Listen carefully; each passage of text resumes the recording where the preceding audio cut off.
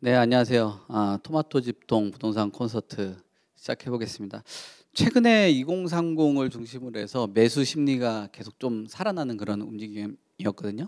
그다음에 거래량도 조금씩 반등을 하고 있는 그런 상황이었어요. 근데 최근 들어서 또 전세 사기라는 큰 이슈가 있다 보니까 이런 매수 심리라든지 이런 것들이 꺾일지, 또는 오히려 이런 빌라에 대한 시장이나 전세 사기가 워낙 일어나다 보니까 차라리 내 집 마련을 하는 게 좀 더 안전하지 않을까. 언제까지 임대 시장에서 계속 머무르다가는 자칫 잘못하면 재산 손실이 일어날 수 있겠다라는 생각들을 많이들 하시는 것 같아요. 그래서 뭐 저희 쪽에서도 일정 부분 투자 관련된 거나 뭐 이런 컨설팅들을 하고 있는데, 2030 세대들이나 또는 부모님들도 같이 오셔가지고 그런 질문들을 상당히 많이 하는 편인 것 같습니다. 최근 들어서 13 대책 이후로 청약 시장이 상당 부분 변화가 있었어요. 그리고 2030 세대들이 관심을 좀 가질 만한 것들이 좀 추첨제에 대한 부활, 이런 거에 좀 관심이 좀 많아지고 있는 것 같습니다. 참 재밌는 게, 몇 년 전부터는 입시 컨설팅을 받듯이 최근 들어서는 청약 컨설팅들도 그렇게 받는데요. 청약 컨설팅 일정 금액을 좀 받고 컨설팅을 해주면서 내 집 마련을 할 수 있는 곳들 찾고 그런다고 합니다. 그거 잘 참고를 하시면서, 저희도 조금씩 서비스를 준비들 하고 있으니까 그런 뭐 청약이라든지 이런 변화되는 거에 맞춰 가지고 내 집 마련 하실 분들 계획들이 있으면은, 뭐 영상이 나가고 있으니까 좀 문의해 주시고 그래도 좋을 것 같습니다. 자, 1부 시작은 김예린 변호사님이 발제를 해 주실 텐데요.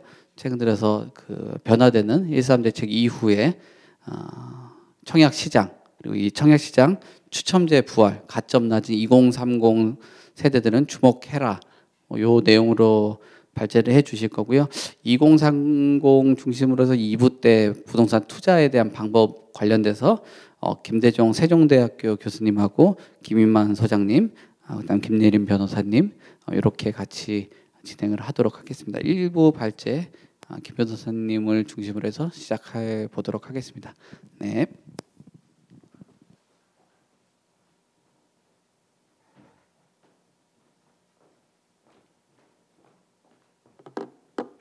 네, 안녕하세요. 김예린 변호사입니다.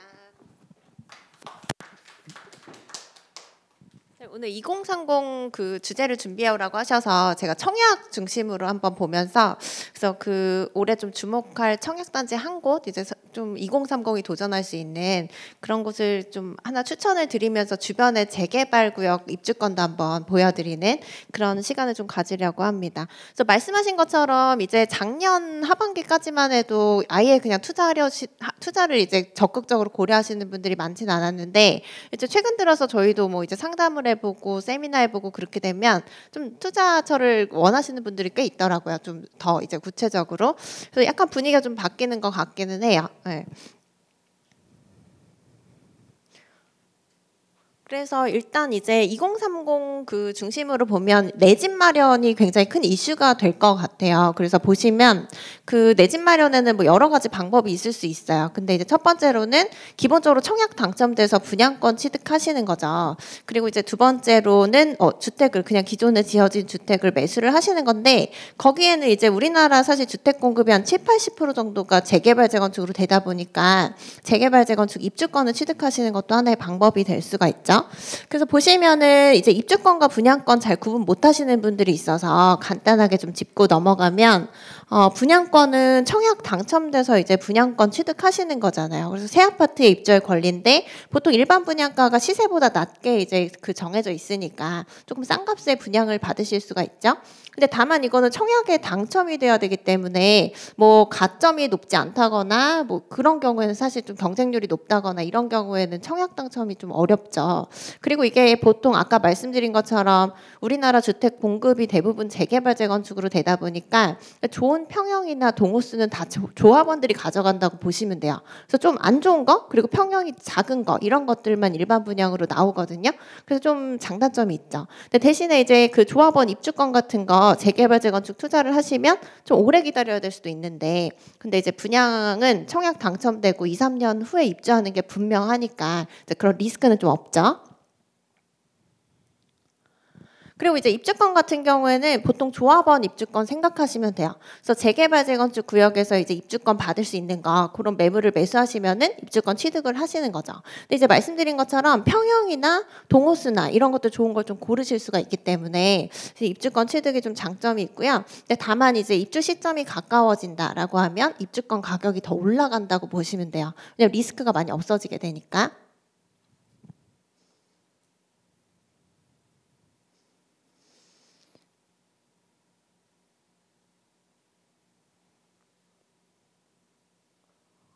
그래서 이제 그 분양권과 입주권 그런데 최근에 이제 청약을 좀 부동산 경기가 안 좋아지면서 청약 경쟁률 같은 것도 영향을 많이 받았어요. 그래서 지금 그 보시면은 둔촌주공 굉장히 유명했잖아요. 그래서 당시에 이제 그 둔촌주공 관련해서도 굉장히 청약 경쟁률 높을 거다. 왜냐면 입지 좋은 데다가 이렇게 그 대단지 아파트가 그 공급되는 게 별로 없으니까라고 예상을 했었는데 뭐 결론적으로 다 완판되긴 했지만 지금 한 70 경쟁률이 3.28대 1 이렇게 저조했었거든요. 그래서 그게 사실은 이제 그 분양가 때문으로 볼 수가 있죠. 그래서 보시면은 그 옆에서 비슷한 시기에 또 이제 고덕 그 강동 헤리티지 자이가 분양을 했었는데 이거 청약 경쟁률이 상당히 높았어요. 그래서 보면은 5구형 기준으로 거의 2억 가까이 분양가가 낮았다. 그래서 요즘같이 이제 주택 경기가 계속 안 좋고 또 금리가 계속 오르고 뭐 이런 시장에서는 사실 좀 이제 분양가가 저렴하지 않으면 좀 안전마진이 없다라고 생각을 하시고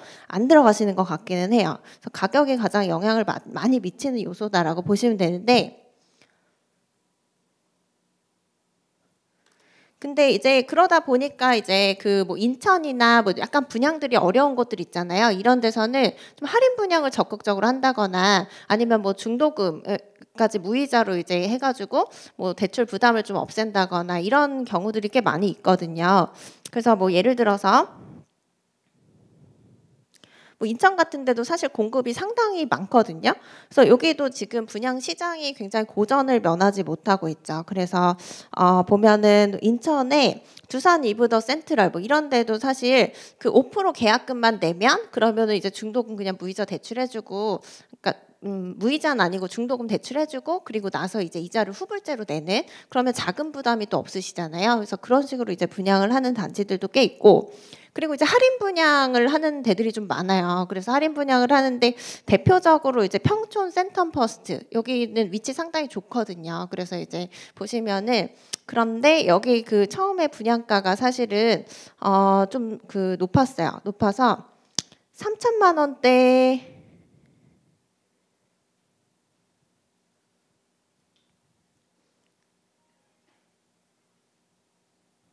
여기가 3,211만 원 평당 분양가 그렇게 되다 보니까 이제 주변에 뭐 다른 단지랑 시세 비교하면은 좀 비싼 수준이었거든요. 그래서 청약 경쟁률이 0.3대 1이 나온 거예요. 그래서 여기가 이제 어쩔 수 없다라고 해서 할인 분양 10% 깎아가지고 지금 2,800만 원대 지금 분양을 하려고 하니까 분위기가 좀 좋아지고 있다라고 보도를 하더라고 광고를 하더라고요. 근데 실제로 어떤지는 모르죠. 근데 사실 보시면 그 비교 그래서 아파트 일반 분양 절차를 조금 설명드릴게요. 그래서 보시면 먼저 특별 공급이라는 게 있어요. 그래서 여기는 뭐 신혼부부라던가 다자녀라던가 생애 최초 이런 요건을 갖추신 분들 이런 분들이 이제 추첨과 가점 통해서 이제 청약 신청하시면 일부 뽑고 그 다음에 이제 1, 2순위 청약으로 넘어가죠. 근데 여기서 이제 아까 그 평촌 센텀퍼스트처럼 0.3대 1이 나왔다라고 하면 선착순 분양이 가능해요. 그리고 이제 이거는 미분양분이라고 부르고요. 이거보다는 높은데 이제 계약을 안 한 물건들이 있어서 좀 미계약분이 많이 나왔다. 이런 경우에는 이제 무순위 청약으로 간 다음에 여기서 이거 추첨을 통해서 이제 뽑거든요. 그 다음에 또 안 되면 선착순 분양으로 가는 거죠. 그래서 이제 그 평촌 센텀퍼스트 얘기가 나온 김에 한번 같이 여기를 비교를 해보면 사실 이게 안양시 동안구 평촌이거든요. 그래서 여기 보시면은 여기 상당히 이제 GTX 호재 때문에 급격히 많이 올랐던 곳이기는 해요. 그랬다가 이제 그 주택 경기가 안 좋아지니까 굉장히 많이 빠진 곳이기도 하거든요. 그래서 보시면 수도권 주요 지역 주택 가격 하락폭 이렇게 보시면은 지금 안양 동안구 평촌 포함된데 여기만 하더라도 8.19%가 떨어졌어요. 예. 이게 지난 2022년 1, 2분기 대비해서 3, 4분기 하락률이니까 이제 작년 기준으로 보시면 되는데 분당 같은 경우에도 8%대 그리고 부천 뭐 6.91% 그리고 군포 같은 경우에는 뭐 11.67% 그리고 일산 같은 데도 굉장히 많이 떨어졌죠.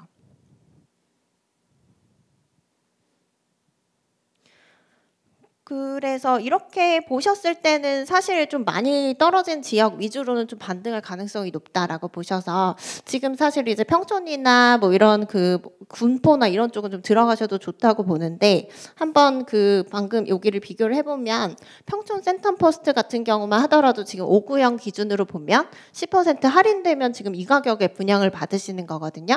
근데 그 바로 건너편에 이제 평촌 더샵 아이파크가 있어요. 그래서 이거 보시면은 이게 지금 한 7억 정도 가거든요. 2018년도에 입주한 건데 19년도에 입주한 건데 그렇게 되면은 그래도 이제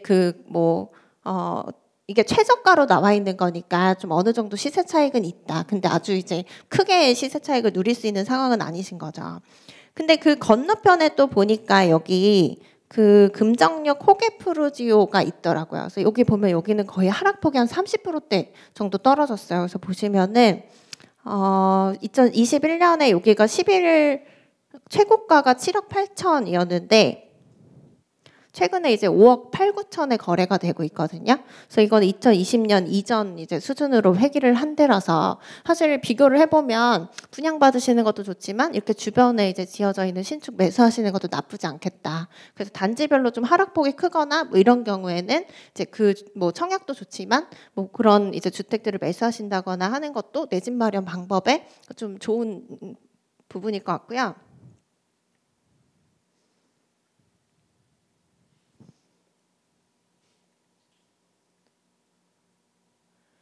그래서 이제 올해 만약에 청약을 노리신다라고 하면은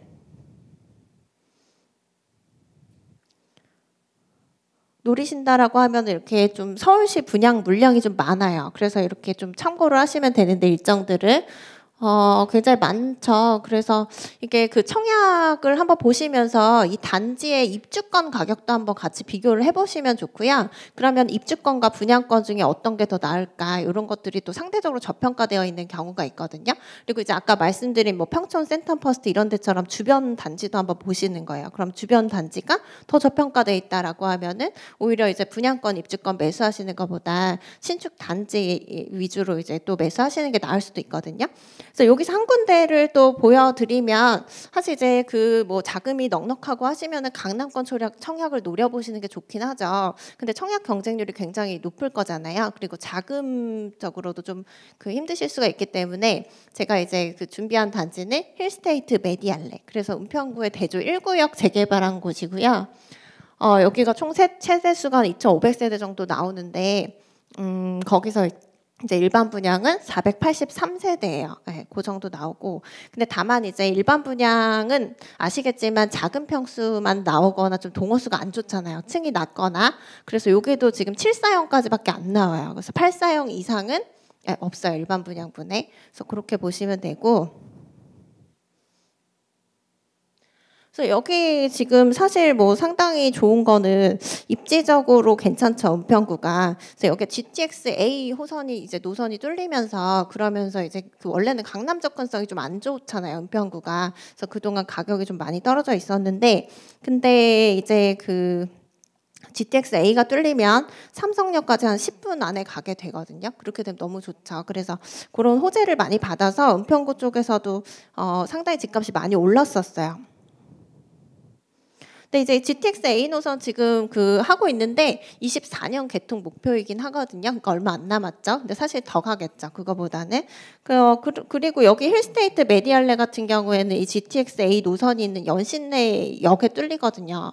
근데 그 근처에 있는데 여기 불광역은 사실 걸어서 갈 수 있어요. 그러면 한정거장이거든요. 연신내역까지. 근데 연신내역도 조금 무리하면 걸어갈 수 있는 거리예요. 여기가. 그래서 뭐 입지적으로 굉장히 괜찮다라고 보시면 되고. 그리고 여기 그 브랜드도 현대건설이라서 브랜드 가치도 굉장히 좋죠. 그리고 여기가 좋은 점은 사실 학군이 괜찮아요. 그래서 그 단지 내 초등학교가 있고 중학교, 고등학교도 다 걸어갈 수 있는 거리에 있기 때문에, 그리고 이 은평구 쪽이 좀 그 언덕이 많은데 여기는 또 평지예요. 네, 그래서 그런 장점이 또 있다라고 보시면 되고, 그리고 연신내 역 쪽에는 상권이 굉장히 잘 형성이 또 돼 있어요. 그래서 여러 가지로 좀 메리트가 있는 단지로 보이긴 하거든요. 그래서 여기 같은 경우에는 이제 그 아까 말씀드린 것처럼 7사형 이하만 나오니까, 그래서 가점제 40%, 추첨제 60%로 청약하신다고 보면 되고요. 그래서 이제 그 전매 제한 기간은 지금 여기 1년이기 때문에 아마 내년 이맘때에는 한 5월쯤 지금 입주자 모집 공고하려고 하거든요. 그럼 내년쯤에 이제 전매가 가능해지는 거죠, 여기도. 그리고 분양가는 사실 지금 안 나왔어요. 안 나왔는데 이제 그 대략 2천만 원대 후반 3.3제곱미터당 그렇게 보고는 있거든요. 근데 그렇게 됐을 때 사실 5구형이 그러면 7억 원대 되고 7사형이 8억 원대 이제 분양을 받으시는 건데, 주변 시세랑 좀 비교하면은 크게 메리트는 없어요. 사실 메리트는 없는 가격이라서 사실 3천만 원 넘으면 좀 비싸다라는 생각이 들고, 2천만 원대 중반이면 좀 분양을 받아도 괜찮겠다라는 생각을 가지시면 될 것 같고, 그래서 여기를 보다 보니까 이제 또 하나 좋은 곳을 추천을 드리고 싶더라고요. 그래서 가련 1구역 재개발 구역이에요. 그래서 위치를 보시면은 이렇게 생겼어요. 이 정도 위치인데, 가련 1구역 재개발 구역은 단지가 훨씬 커요. 4,000세대가 넘죠. 그래서 여기는 좋고, 근데 지금 그리고 프리미엄이 조정이 굉장히 많이 돼서 2, 3억대 투자로도 들어갈 수 있거든요. 그리고 여기 지금 이주 중이라서 한 그 메디알레보다는 한 1, 2년 정도 늦게 입주하는 단지라고 보시면 돼요. 근데 다만 여기가 지금 언덕이거든요. 그래서 언덕이어서 조금 저평가되어 있는 부분은 있는데, 실제로 뭐 단지 만들고 나면 다 평지로 만드니까, 그래서 그때는 좀 제대로 평가받지 않을까라는 생각이 들고,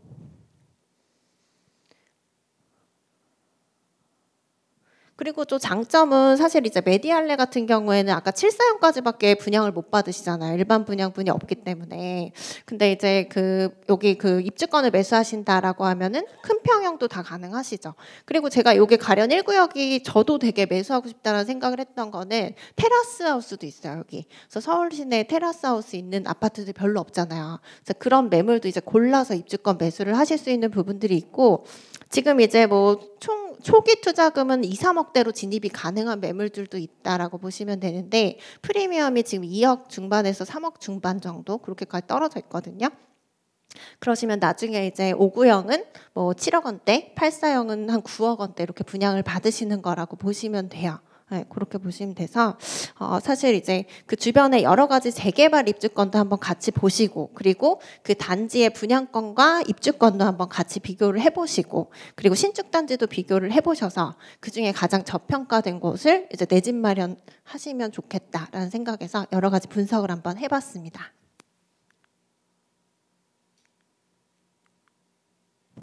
그래서 여기까지 준비했고요. 또 질문 있으시면 2부에서 말씀 주시면 답변 드리도록 하겠습니다. 감사합니다.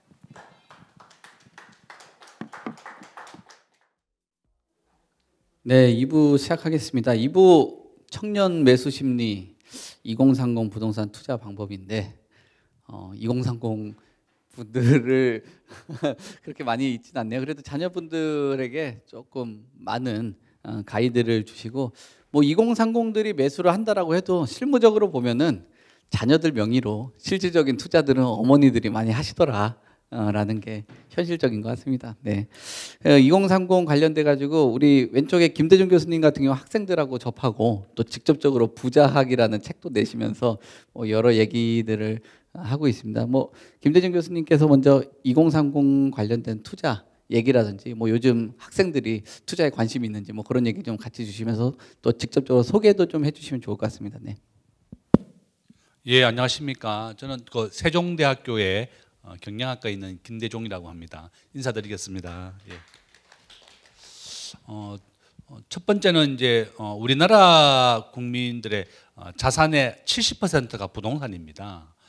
우리 뭐 앉아 계시거나 이제 시청하시는 분들도 마찬가지지만 이제 국민들의 대부분이 이제 부동산이 대부분이고, 이제 부동산 가격이 올라도 이제 우리나라 집 있는 사람과 없는 사람이 5대 5입니다. 집을 가진 분과 없는 분이 5대 5고 우리 국민들의 주거 형태로 보면 66%가 아파트에 거주하고 있습니다. 나머지 한 20%가 이제 뭐 빌라라든지 주택에 계시고 이제 오피스텔, 뭐 상가주택 이렇게 있는데 그래서 이제 뭐 결론은 저는 이제 우리나라에서 부자가 되기 가장 좋은 방법은 분양을 받는 방법. 서울에 가급적이면 서울에 한강 이남을 사십시오. 한강 이남. 강북보다는 한강 이남이 훨씬 좀 좋다는 생각이 들고 왜냐하면 이제 삼성도 이제 반도체 클러스터 용인에 3,300조를 들여가지고 짓습니다. 그래서 결론은 뭐 한강 이남 쪽이 계속 발전할 것이다. 용인 중심으로 이제 이번에 300조를 해서 하기로 했습니다. 결론은 제가 이제 송파구에 살고 있는데요. 우리 둔촌주공이 33평 기준으로 12억 5천만 원에서 13억 정도의 분양을 했는데 지금 한 17억 정도 합니다. 분양건이 이제 입주권이라고 그러죠. 그 입주권은 옛날에 둔촌주공을 가지고 있던 사람들이 입주할 수 있는 권리를 파는 거고 한 17억 정도고 바로 옆에 있는 헬리오시티가 한 18억 정도 합니다. 그래서 결론은 우리가 이제 그 둔촌주공이 미분양 났을 때 막 선착순으로 분양하거나 아니면 이제 그 제비 뽑기로 해서 뽑았는데 경쟁률이 아까 이제 김예린 변호사가 얘기했습니다. 한 4대1 정도였고 미분양이 상당히 나왔지만 다 100% 완판 계약은 됐습니다. 그래서 결론은 윤석열 정부도 부동산 가격이 오르는 것은 원하지 않지만 내리는 것은 더 안 됩니다. 왜냐하면 우리나라 은행은 집값의 70% 정도 대출해 줬습니다. 세계 최초 분양자들한테는 지금 현재 집값의 90%를 대출해 주고 있습니다. 그런데 집값이 지금 현재 한 20% 정도 내렸거든요. 전국에요. 서울도 한 20% 내렸고 인천은 많이 내렸는데 50%까지 내렸습니다. 집이 부동산 가격이 내리게 되면 은행이 파산하기 때문에 모든 정부는 부동산 가격을 현상 유지가 되길 바랍니다. 그래서 부동산 가격이 올라도 안 되지만 내리는 것은 더 안 되기 때문에 정부가 부동산과 관련된 규제를 지금 80% 풀었습니다. 아직 남아있는 것은 세대주가 아니라 세대원이 아파트 청약하는 게 아직 남아있고요. 그다음에 이명박 정부 때 부동산 분양한 사람에 대해서 3년간 양도세를 전액 면제해 줬습니다. 아직 뭐 그런 규제가 아직도 많이 남아있다. 그래서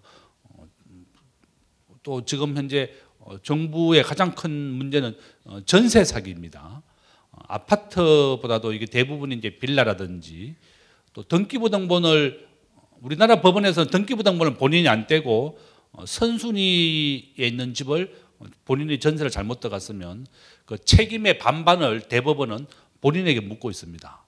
그래서 공인중개사가 아무리 얘기를 하더라도 대법원에서는 공인중개사 말은 안 믿어서는 안 되고 계약자 본인이 왜 그걸 확인하지 않았느냐. 아마 이제 이렇게 전세 사기가 많이 나온 이유 중에 가장 큰 이유가 저는 부동산 가격 하락이라고 봅니다. 집값이 50% 내렸는데 선순위 대출이 있었고 인천에 보니까 한 2억 7천 정도가 원래 감정가인데요. 전세 선순위 대출 은행 대출이 1억 5천이 있는 집에 한 1억 정도 전세 들어간 겁니다. 1억 3천, 1억 정도. 그러면 당연히 이제 공인중개사는 앞에 1억 4천, 1억 5천이 있더라도 1억 들어오면 2억 5천이니까 집값은 한 3억 정도 한다. 앞으로 부동산은 계속 오른다. 이렇게 해서 안심을 시켰을 것 같습니다. 결론은 절대 믿어서는 안 되고 우리가 전세를 들어갈 때는 절대 선순위가 있는 집을 들어가면 안 됩니다.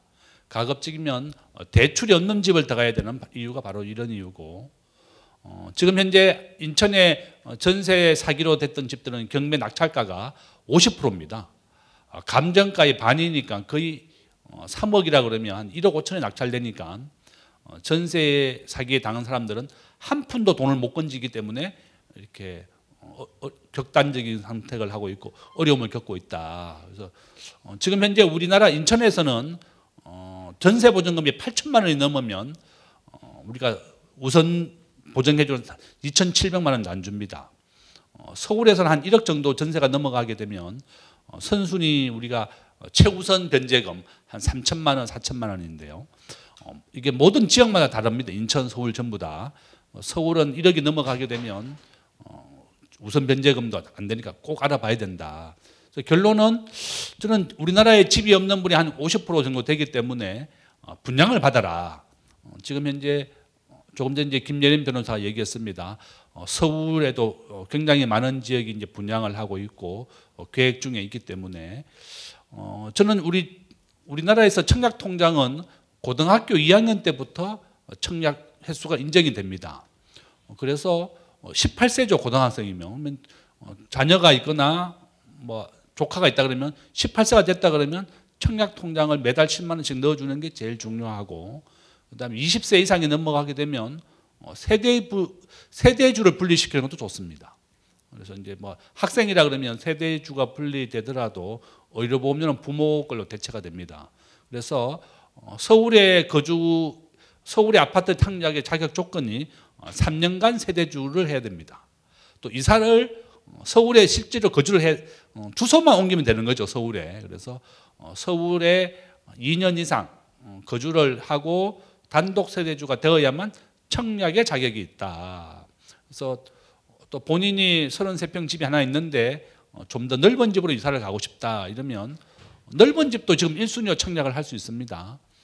다만 조건이 그 당첨되고 난 다음에 입주하고 난 다음에 2년 안에 판다 뭐 이런 조건을 붙여서 넓은 집으로 이사 가게 해주고 있습니다. 결론은 둔촌주공이 기존에 있던 입주권은 17억, 18억인데 분양은 13억이었습니다. 경쟁률로 4대 1밖에 안 됐다. 그래서 앞으로 서울의 송파, 강남 4구에도 계속 이렇게 분양이 좀 나온다고 하니까 강남에다 본인이든 뭐 자녀든 청약을 당첨되는 것이 가장 빠르게 돈을 벌 수 있는 방법이고, 이게 이제 윤석열 정부 지난 한 50년간 부동산 가격을 제가 한번 분석을 해봤더니요, 이게 90% 확률로 올랐습니다. 저는 내년부터는 다시 은행 이자가 내리기 때문에 부동산은 오르게 되어 있습니다. 그래서 너무 이게 주식은 지금 뭐 70%, 80% 내린 것도 많거든요. 그래도 정부가 눈 하나 깜짝 안 합니다. 주식은 자기가 선택했고 우리 전체 국민의 한 20% 정도만 하지만 부동산은 우리 전체 국민들의 자산과 생계가 다 달려있기 때문에 정부가 내리는 것을 막아주는 겁니다. 그래서 저는 부동산이 뭐 올 하반기까지 한 5% 정도는 더 내리겠지만 내년부터는 다시 반등을 한다.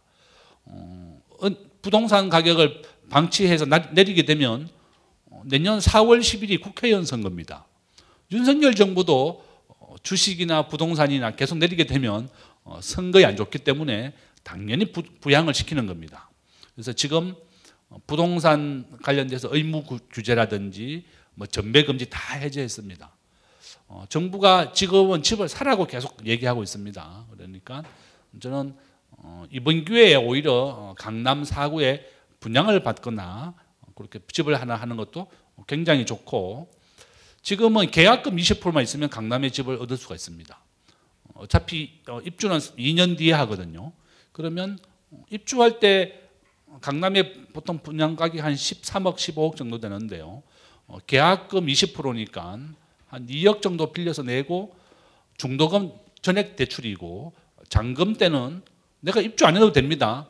전세 주면 한 2억 정도로 내 집을 강남에 마련할 수 있는 기회가 왔다. 그래서 너무 두려워하지 마시고 분양을 받는 것 저는 제일 좋다. 그렇게 하고 분양에서 좀 떨어지거나 어렵다 그러면 그게 이제 급하게 매물을 파는 것도 있습니다. 그래서 적극적으로 발품을 파는 것이 가장 좋다. 제 아시는 분이 청담동에 재건축되는 걸 하나 샀습니다. 청담역에 가시면 재건축되는 게 지금 여러 개 있습니다. 청담동이 가장 서울에서 좋은 부동산인데요. 지금 그분은 45평 아파트를 가지고 있는데 전세가 26억입니다. 전세를 26억 주고 그 돈으로 아파트를 또 하나 또 강남에 사놨더라고요. 그래서 종부세가 1억 나왔대요. 강남에 집이 2개 있으면 종부세 1억 나옵니다. 1억 나오지만 그분은 본인은 살 때 그 집을 8억 10억 정도 샀다 그럽니다. 근데 재건축이 청담동에서 입주하게 되면서 한 45억 정도 된다고 그러거든요. 그래서 한 2, 30억을 벌 수 있는 방법이 청담동에 재건축을 사는 것이다 이렇게 얘기해 주는 거예요. 그래서 결론은 이와 같이 본인이 발품을 파는 것이고 또 직접 찾아보시고 항상 시간만 되면 강남에 있는 부동산 추이를 이렇게 공부하더라고요. 그래서 본인은 드라마 보는 것보다 이렇게 부동산 시세 파악하면서 집을 사는 게 가장 좋다. 그래서 결론은 이와 같이 부동산에 분양을 받는 것도 하나의 좋고 두 번째는 강남의 재건축을 건매물을 하나 사는 것도 뭐 좋은 방법이다 이렇게 말씀을 드리고 마치겠습니다. 예.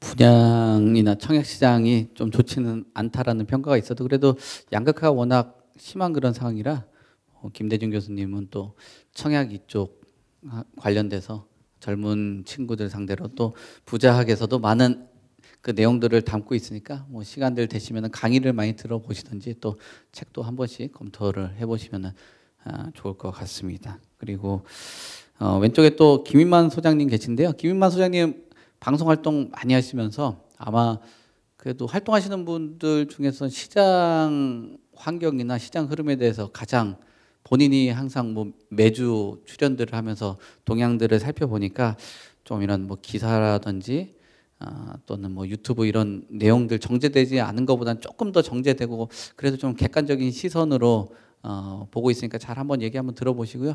뭐 소장님께서는 요즘 2030에 대한 그 매수세라든지 또는 거래량 회복, 그다음에 시장 동향 뭐 이런 것들 전체적으로 주시면 좋을 것 같아요. 네.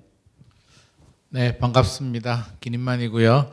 자, 오늘 주제가 2030 그 매수 전략인데요. 오늘 부모님들이 좀 많이 오신 것 같습니다. 예. 뭐 2030들이 사실 무슨 돈이 있겠습니까? 자, 부모님들이 어떤 식으로 어떤 지원을 좀 해줘야만 되는 부분이고요. 우리 부모님들의 인생 마지막 숙제 아니겠습니까? 자식 집 문제인데 최근에 이제 거래량이 좀 늘어나긴 했어요. 12월 작년 12월까지 굉장히 바닥이었고요. 1월 13 대책이 나오면서 이제 급매물들이 좀 거래가 되면서 거래량이 2월, 3월까지 계속 거래량이 늘어났고 호가도 올랐는데 이게 폭발적으로 늘어나지는 못해요. 현재 상황은 그렇습니다. 폭발적으로 늘어나는 게 사실 말이 안 되죠. 2015년부터 서울 기준으로 해서 2021년까지 미친 듯이 집값이 올랐는데 6개월 조정이 되고 다시 또 폭발적으로 오른다는 건 사실 말이 안 되는 부분이고요. 뭐 불안해하거나 당황할 필요가 없습니다. 지극히 자연스러운 현상이라고 저는 보여집니다. 충분히 오랫동안 많이 올랐기 때문에 당분간은 좀 쉬어가는 타이밍이 필요하고요. 이 시기가 지나면 사이클이 있거든요. 부동산은 또 다시 올라갑니다. 그러니까 이게 지극히 정상적인 흐름이란 걸 우리가 인지를 해야 되고요. 집값 꺾였는데 이거 어떡하지? 막 너무 걱정하지 마시고 차분하게 좀 지켜보면서 매수 전략을 짤 필요는 있는데 분명한 사실은 교수님께서도 이제 말씀을 해주셨듯이 집은 반드시 있어야 됩니다. 대한민국에서 저는 그렇게 생각합니다. 집은 보호입니다. 보험 하나는 우리가 반드시 들고 있어야 되고 집값이 오르지 않더라도 오르기는 오르죠. 오르는데 우리가 화폐 가치가 떨어지거든요. 인플레이션에 따른 화폐 가치 하락이 떨어지면서 10년 전에 10억이 그렇죠? 가만히 현금을 가지고 있으면 10년이 지나면 7억 4천만 원 정도로 화폐 가치가 떨어져요. 그러면 실물 자산인 부동산, 아파트는 10억 원짜리 아파트가 가만히 내버려둬도 일반적으로 13억, 14억까지 올라가는 건 그게 사실 집값이 오른 게 아니라 인플레이션 방어를 한 거고요. 한 20억 정도 올랐다라고 하면 한 6억에서 7억 정도는 집값이 오른 거고요. 한 3, 4억 정도는 그냥 인플레이션 방어한 겁니다. 그럼 반대로 전세를 살았다. 10억을 전세를 살았다라고 하면 실질적으로 뭐예요? 7억 4천만 원 정도로 가치가 떨어진 거예요. 내가 손해본 겁니다. 그래서 전세는 어떤 전략에 따라서 내가 분양을 하기 위해서 갈아타기 위해서 이렇게 뭐 몇 년 전세를 살 수는 있겠지만 물론 청년일 때 2030 시절에는 돈이 없으니까 어쩔 수 없이 전세를 살아야 될 수도 있겠지만 결국에는 내 집 마련을 하기 위한 그 과정이 전세이고요. 최근에 전세 사기 사건들이 많이 발생하고 있습니다. 특히 이제 우리 2030들 우리 자녀 세대들이 주로 타깃이 되고 있죠. 사회 경험도 없고 자금이 부족하다 보니까 월세 내기는 돈이 아깝고, 그죠? 뭐 월세를 아끼려고 이제 대출을 받아서 전세에 들어가는데 서울은 또 집값이 너무 비싸니까 주로 이제 부천이나 서울 강서구나 인천 쪽으로 저렴한 전세로 찾아가다 보니까 이게 사기 사건에 이제 휘말리는 거죠. 신축 빌라들이 또 깨끗하니까 또 오래된 빌라 들어가기 싫죠. 그래서 이제 들어가는데 이게 한번 이렇게 사기 사건에 휘말리면 굉장히 힘들어요. 회복하기 굉장히 힘들고요. 지금 또 사건 사고들이 계속 생기고 있는데 안타깝지만 원금 회복하기 어렵습니다. 전세금 못 받아요. 우리 세금으로 정부에서 메워주지 않는 한 그분들은 구제 안 됩니다. 선순위권자 은행 근저당이 있으면 절대 회복 안 됩니다. 그래서 잘해야 최우선 변제금 정도 받고 끝납니다. 그래서 이런 일들이 자녀들이 이제 앞으로 이제 이 전세 가격이 떨어지면서 이제 빵빵 터지는 건데요. 절대 전세 사기에 휘말리지 않도록 부모님들이 케어해 주셔야 됩니다. 애들이 뭘 알겠습니까? 경험도 없고요. 부동산이 괜찮다.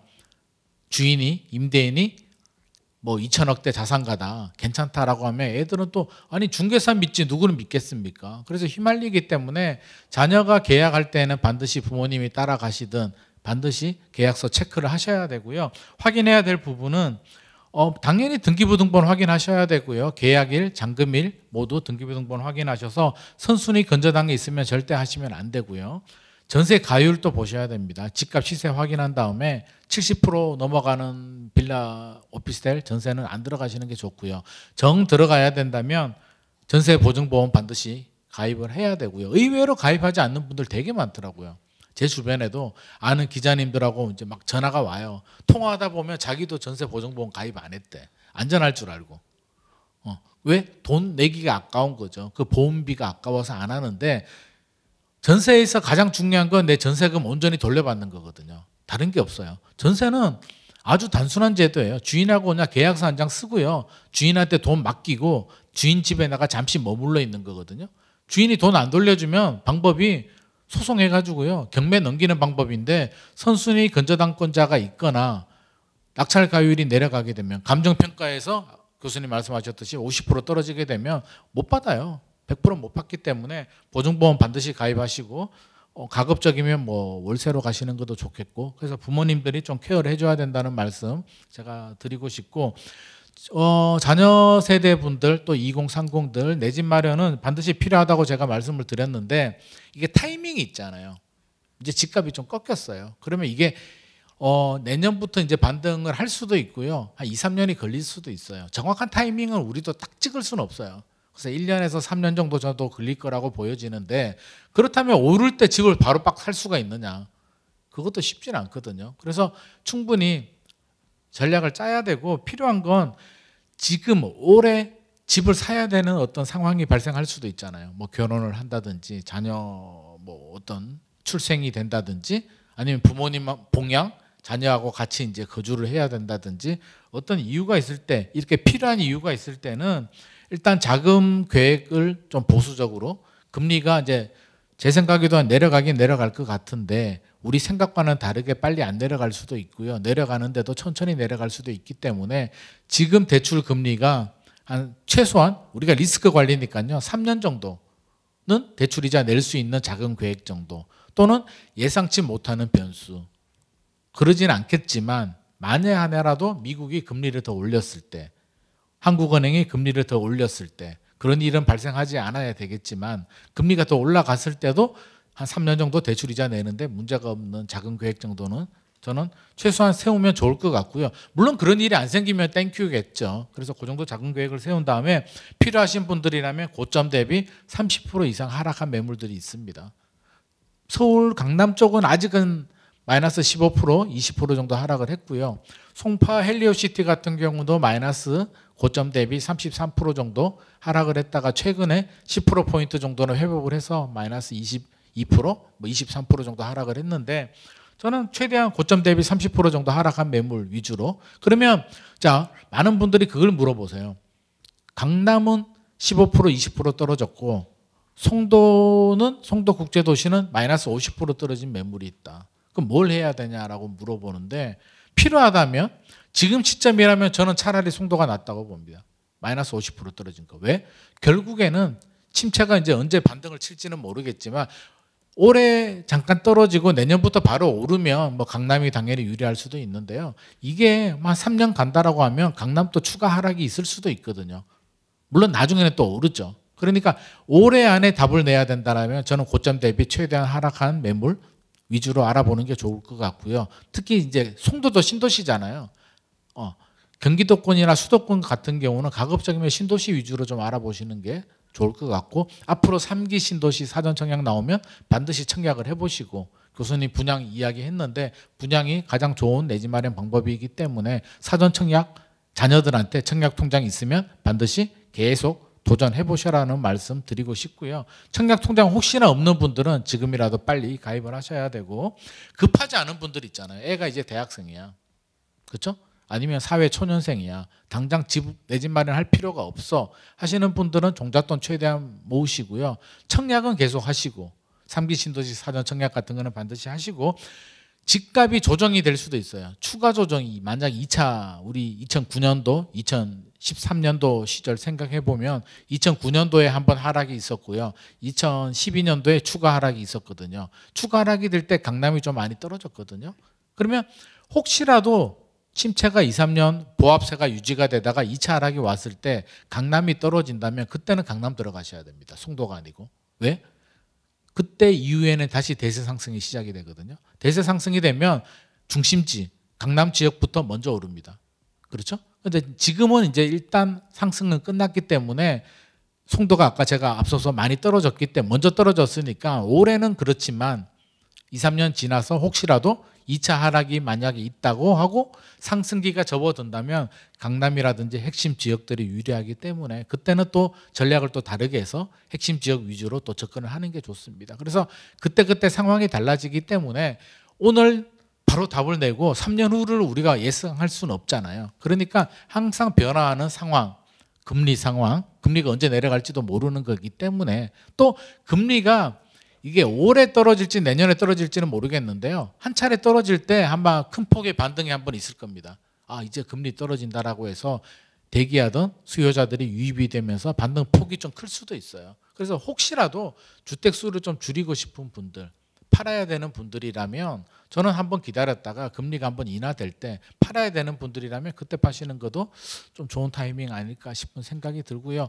아무튼 그때 상황에 맞춰서 전략을 짜셔야 되고 토마토 집통 앞으로도 계속 할 거기 때문에 좀 자주 모니터링을 하면서 그때 시장 상황 체크해 보는 게 좋을 것 같습니다. 네, 좋은 전략들 많이 주신 것 같아요. 이게 뭐 2030에 해당되지는 않는 것 같아요. 굉장히 소장님께서 실질적으로 투자 관련된 컨설팅이나 상담도 업무도 하고 계시니까 실무적으로 접근을 아주 잘해 주신 것 같아요. 금리 인하되는 타이밍, 그다음에 대출에 대한 그 3년 정도 상환 능력 고려 이런 거 굉장히 실무적으로 진짜 필요한 팁이거든요. 그다음에 고점 대비해서 하락한 거라든지 투자를 하는 순서 뭐 중심지 이런 것들 보면은 전략 사실 이런 거 책 사가지고 공부해야 되는 건데 실제로 뭐 구두로 이렇게 설명해 주다 보니까 옆에서 듣는 저도 아주 좋은 방식이다라는 생각을 하게 됩니다. 또 지금 우측에 계신 분 아까 그 발제하신 김예림 변호사님인데요. 또 그 김 변호사님도 실무를 하고 있기 때문에 재개발 재건축이나 또 최근 들어서 분양권 포기하시는 분들도 굉장히 많아졌더라고요. 마이너스 프리미엄 때문에. 그래서 새롭게 재투자하시려는 분들 많거든요. 그런 것들 얘기 좀 주시고 또 뭐 계약서 같은 거 요즘에 아까 말씀드린 것처럼 깡통전세 얘기하잖아요. 그런 것들 계약서 검토해주는 그런 서비스도 용역이나 컨설팅 계약하실 때는 같이 서비스로도 넣어주시고 하더라고요. 최근에 분양하고 청약 그다음에 내 집 마련 관련된 거 전체적으로 컨설팅 업무를 하고 계시니까 잘 들어보시면 좋을 것 같습니다. 사례들 비롯해가지고 지금 두 분께서도 깡통전세 관련돼서 얘기도 주신 것 같은데 요것도 조금 더 실무적으로 보시면 좀 몇 가지 대응 방법 좀 주시고요. 아까 말씀드린 것처럼 청약이나 분양, 재개발, 재건축을 통해서 내 집 마련, 그다음 뭐 분양권 이런 것들 전체적으로 자산하고 연결돼 있는 거니까 최근 그 뭐 컨설팅 사례 중심으로 해서 좀 말씀 주시면 좋을 것 같아요. 그 전세 사기 관련해서 간단히 좀 말씀드리면은 2030 세대에서 요즘 제일 문제되는 게 전세 사기인 것 같아요. 그래서 우리가 사기라고 부르는데 사실은 이게 형사처벌이 되는 경우는 사실 좀 드물긴 하거든요. 그래서 임대인이 임대차 보증금을 못 돌려줬다고 해서 사기죄가 성립하거나 뭐 이런 사례는 사실 별로 없었어요.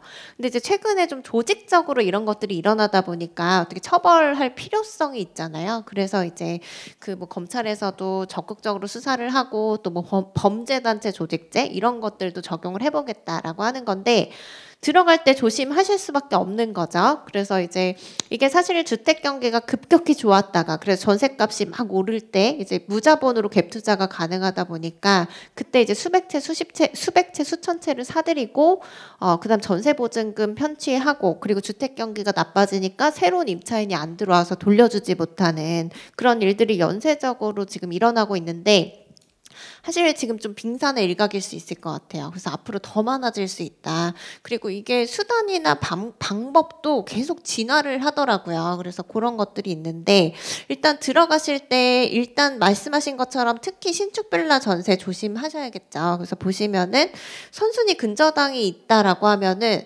내가 이제 들어가서 우선 변제권을 취득을 하더라도 선순위 그 채권이 있으면은 먼저 배당 받아가게 되니까 선순위 근저당이 좀 많이 잡혀 있다 이런 경우에는 피하시는 게 좋아요. 그리고 이제 다가구 전세도 많이 들어가시거든요. 그래서 일반적인 빌라는 다세대죠. 세대별로 등기가 돼 있는데 다가구 주택 같은 경우에는 가구별로 등기가 안 돼 있어요. 그래서 통으로 단독주택이거든요. 근데 실제로는 거기가 다 세대 분리돼서 살고 있는 구조거든요. 근데 여기는 이제 이제 최근에 법이 개정돼서 임대인이 그 안에 살고 있는 확정 전입세대 열람 내역 이런 것들을 제공하도록 돼 있어요. 그래서 이런 것들을 반드시 확인하셔서 나보다 앞서서 이제 배당받을 수 있는 선순위 임차인이 얼마나 되는지 이런 것들을 자료를 꼭 확인을 하셔야 되고 그리고 세금도 문제잖아요. 그래서 세금 같은 것들이 또 체납이 돼 있으면 이것들이 먼저 배당을 받아갈 수 있기 때문에 이제 임대인의 뭐 세금 체납 내역 이런 것들도 자료를 좀 요청을 하셔야겠죠. 그리고 이제 말씀하신 것처럼 시세 반드시 보셔야겠죠. 근데 이제 아까 말씀하신 게 신축 빌라 전세가 왜 위험하냐 이런 시세 자체가 형성이 안 돼 있기 때문이거든요. 그래서 이제 시세가 좀 실제로도 부풀려진 거래들도 많이 있고 또 의도적으로 그렇게 하기도 해요. 대출이나 이런 것들 많이 받기 위해서 가장 거래를 하는 거죠. 그래서 높은 가격으로 거래가 된 것처럼 일단 실거래가 찍고 그리고 그거에 따라서 뭐 전세자금 대출이나 뭐 그 주택담보대출이나 이런 것들을 실행하거든요. 그럼 사실 믿을 수 있는 시세가 아니잖아요. 네, 그래서 그런 것들이 좀 위험하다는 거라서 이제 시세에 비해서 전세가가 너무 높다 이런 경우에는 경매 들어가면 사실 시세대로 낙찰 안 되잖아요. 그래서 60% 50%까지도 떨어지는데 그러면 내가 이제 그 이상의 전세 보증금을 넣고 들어가면 위험하신 거죠. 다 변제를 못 받는 거죠. 그래서 그 참고로 말씀드리면 지금 전국 전세가율은 60%대 초반이고요. 서울은 지금 50%대 지금 왔다 갔다 해요. 네, 그러니까 이제 절반 이상 넣고 들어가신다라고 하면은 좀 위험할 수 있다라고 보시면 될 것 같아요. 그리고 이제 이게 생각보다 주변에 보시면 그 전세를 들어가자마자 전입신고하고 확정일자 받으셔야지 나중에 경매 넘어갔을 때 이게 우선 변제권이라는 게 생겨요. 확정일자 다음 날 날짜로 해서. 안 해두시는 분들 생각보다 많거든요. 그래서 이건 기본 중에 기본이니까 반드시 하시고 전세권 설정까지 하시면 더 좋아요. 왜냐하면 보통 전세권 설정 좀 번거롭고 비용도 들고 그리고 임대인 동의가 필요하니까 안 하거든요. 근데 이거 하시면은 이제 확정일자 받고 전입신고 한 것만으로는 이제 판결 나중에 이제 만약 못 돌려받는다. 그럼 소송에서 판결 받아가지고 집행해야 되거든요. 근데 전세권 설정해두면 바로 그 판결 없이 집행이 가능하기 때문에 시간 많이 단축시킬 수 있어요. 그래서 요즘 같은 때는 사실 임대인도 임차인 구하기가 어려우니까 전세권 설정하는 거 동의해줄 가능성이 있거든요. 그래서 이런 것들 요구하실 수 있으면 요구하시는 게 좋고, 이제 아까 말씀하신 것처럼 보증보험 가입은 미리 알아보셔야겠죠. 그래서 가입이 안 되는 집은 위험한 집이다라고 생각하고 웬만하면 안 하시는 게 나아요. 지금 사실 나온 대책 같은 경우에는 말씀하신 것처럼 세금 투입해서 실질적으로 금융 지원하는 거, 그거 아니면은 어떻게 뭐 구제하기가 좀 어려운 상황이죠. 지금 전세 사기 피해자들. 좀 그런 상황이어서 나올 만한 뭐 예방책, 대응책 다 나왔는데 실효성은 크게 없죠. 이분들을 변제하기에는. 그래서 그런 부분들이 있고, 그리고 또 이제 그러면은 들어가도 되는 전세는 뭐냐라고 궁금해 하실 텐데, 물론 이제 아파트 같은 거는 황금성이 좋기 때문에, 그리고 시세 같은 것들도 안정적으로 좀 형성이 돼 있잖아요. 그래서 아파트 전세 쪽으로 좀 수요가 많이 몰릴 수밖에 없겠죠. 이거 투자하실 때도 사실 그러면은 빌라보다는 아파트 쪽이 좀 전세가 안정적이겠다라고 생각하시면 될 것 같고, 빌라라고 하더라도 호재가 있는 지역 빌라는 괜찮아요. 왜냐하면은 경매로 넘어가더라도 낙찰가율이 많이 안 떨어지겠죠. 예를 들어서 뭐 재개발 지역의 빌라라던가 예정지 빌라라던가 뭐 여러 가지 이제 호재가 있는 곳들, 이런 곳들은 전세가 좀 낮겠죠. 오래된 빌라들이 많으니까. 그렇지만 이게 경매로 넘어가더라도 입주권 승계가 가능하거든요. 그래서 그 낙찰가율이 많이 안 떨어져요. 그래서 이런 곳들 전세는 괜찮다라고 보셔도 될 것 같아요. 그리고 이제 최근에 제가 또 문의를 많이 받는 것 중에 하나가 분양계약 해제해달라고 하시는 분들 너무 많아요. 왜냐하면 지금 입주 시점이 된 것들은 대부분 2년 전 분양을 받으신 거라서 금액이 너무 높은 거예요. 지금 분양가가. 그래서 게다가 이제 주택 쪽에 굉장히 규제가 많다 보니까 상가나 뭐 지식산업센터, 그리고 생활형 숙박시설, 오피스텔 이런 거 받으신 분들이 많거든요. 그래서 해제해달라고 엄청 많이 오시는데 해제가 가능한 경우들이 있어요. 그러면 좀 일부 손해를 보시거나 아니면 조금 기간을 두시더라도 해제를 하시고, 그리고 이제 재투자하시는 방향을 많이 권해드리고 있거든요. 근데 이제 특별한 사정이 없으면 해제가 어려운데, 뭐 입주가 지연이 된다거나 뭐 이런 경우에는 또 해제가 가능한 경우들이 있어서 좀 상황에 맞게 좀 발빠르게 대처하셨으면 좋겠고, 그렇습니다. 네, 여기까지 말씀드리겠습니다. 옆에서 듣는데 참 많이 도움이 되네요. 그죠? 네. 참 이게 2030뿐만 아니라 최근에 전세 사기들 당한 거 보면 5060도 있더라고요. 꽤 자녀들 집 사주고 이제 본인들은 얼마 안 남았으니까 전세로 들어가서 살자. 집 줄여서 30평대 본인 이제 집 정리하고 자녀들 집 사는데 도와주고 자기는 이제 조그만 빌라 깨끗한 거 들어가가지고 사는데 뭐 이런 분들도 막 당하고 그러시더라고요. 그러니까 평생 한 집에서 살다 보니까 오히려 거래하는 그런 빈도나 이런 것들이 적다 보니까 참 많이 당하시는 것 같아요. 노년도 굉장히 그러면 서로 자식들도 신경 쓰이고 또 마지막 짐이 되는 것 같아서 참 그런 것들이 있다 보니까 요즘에 잘 활용들 하시고, 이런 대출에 대한 문제들 때문에 뭐 저 개인적으로는 이 전세 대출이라는 게 뭐 미국으로 치면은 서브프라임 등급 굉장히 서민들한테 대출을 막 해준 것 같고, 우리나라 보면 이 전세 대출 자체가 옛날에 그 카드 대란 있죠. 그냥 뭐 돈이 있던 없던 그냥 돈 막 빌려주잖아요. 와서 노숙자들한테도 그냥 카드 만들어주고 이런 것처럼 소득이 없는 학생들이나 뭐 직장도 없는 친구들한테도 그냥 막 대출을 막 해주더라고요. 어떻게 보면 몇 년 동안에 쭉 쌓여있던 이런 문제점들이 터졌다.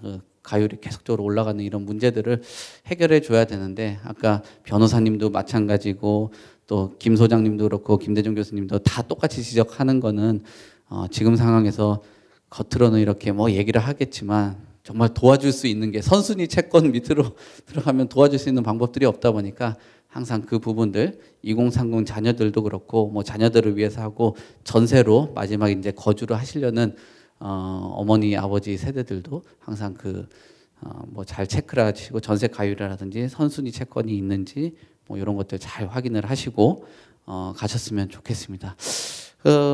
이분은 전체적으로 한 분 한 분이 얘기를 쭉 해주셔가지고 이런 전략들이나 그다음 내용들을 해주셨으니까 여기까지 하고 3부에 질문들 들어오면 그거 가지고 진행하도록 하겠습니다. 잠깐 쉬었다 할게요. 네. 네. 자, 3부 시작하겠습니다. 자, 3부 때 질의응답 시간인데요. 리듬 타는 제이에 대한 그 닉네임 분이 질문을 주셨습니다. 질문 내용은 이렇습니다. 40대 후반 직장인입니다. 1가구 1주택 용인 수지 동천 아파트 언제 매도할까요? 라는 질문을 주셨는데요. 요 내용들 지금 매도 시기라든지 직장인이시고 40대 후반 그다음 1가구 1주택 용인시 동향 뭐 전체적으로 약간 컨설팅에 가까운 수준의 답변을 주셔야 될 것 같아서요.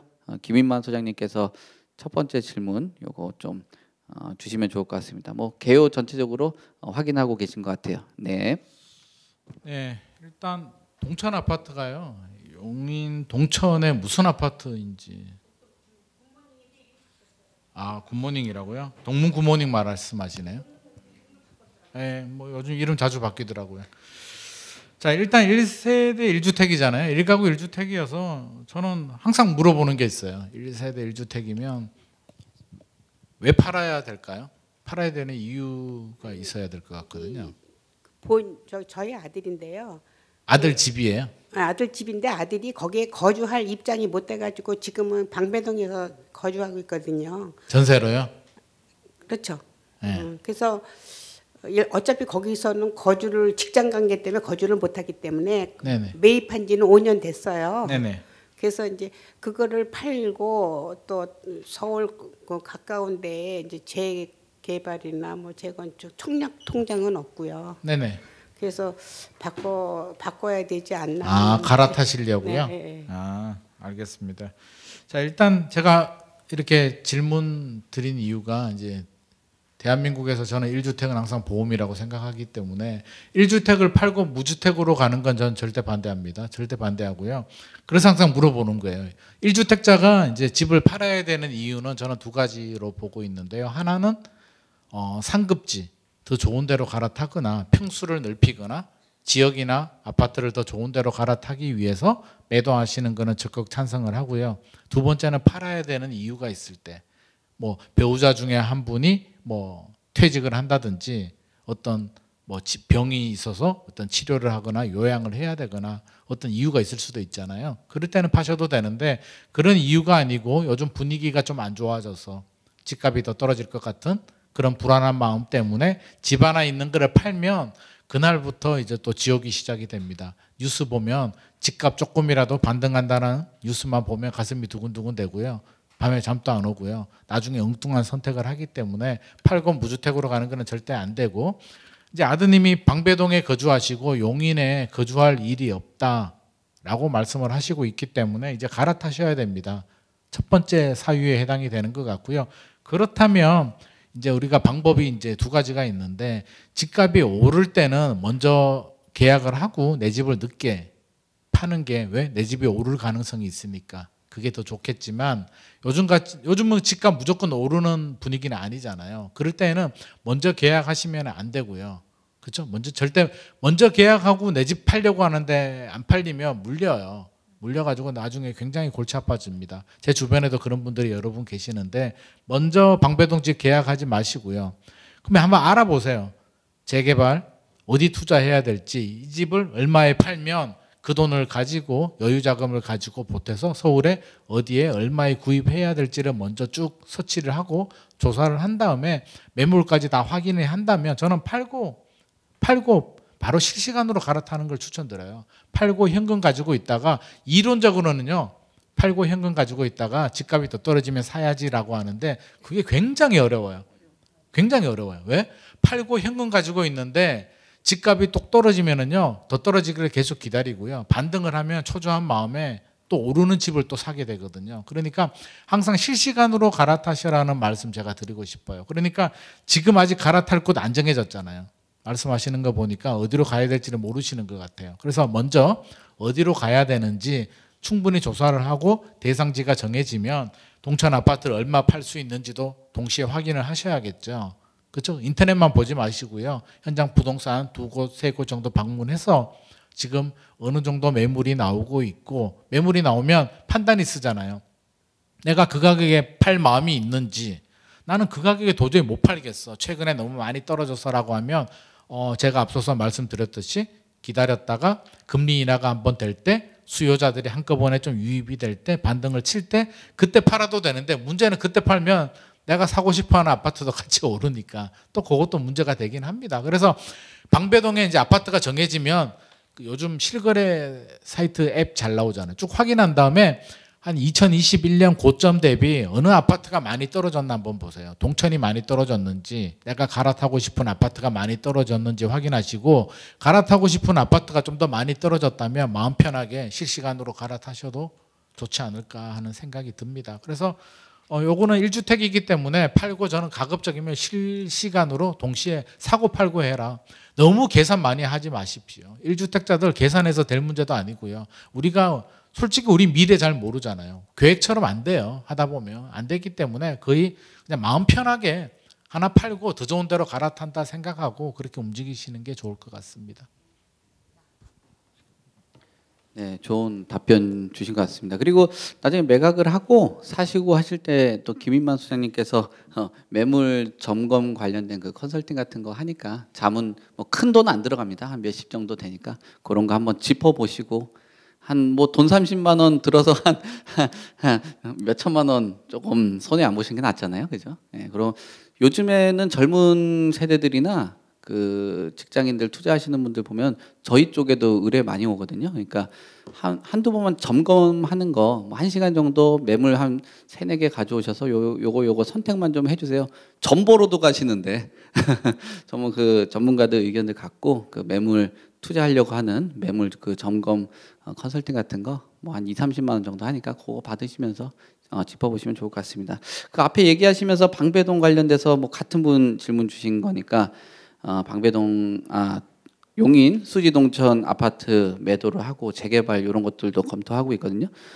그 뒤에 질문이 있었습니다. 두 번째 질문 읽어드리면 재개발 투자하고자 합니다. 어느 지역이 좋을까요? 라는 말씀 주시는데 실무하시다 보니까 뭐 김 변호사님 어디가 좋을까요?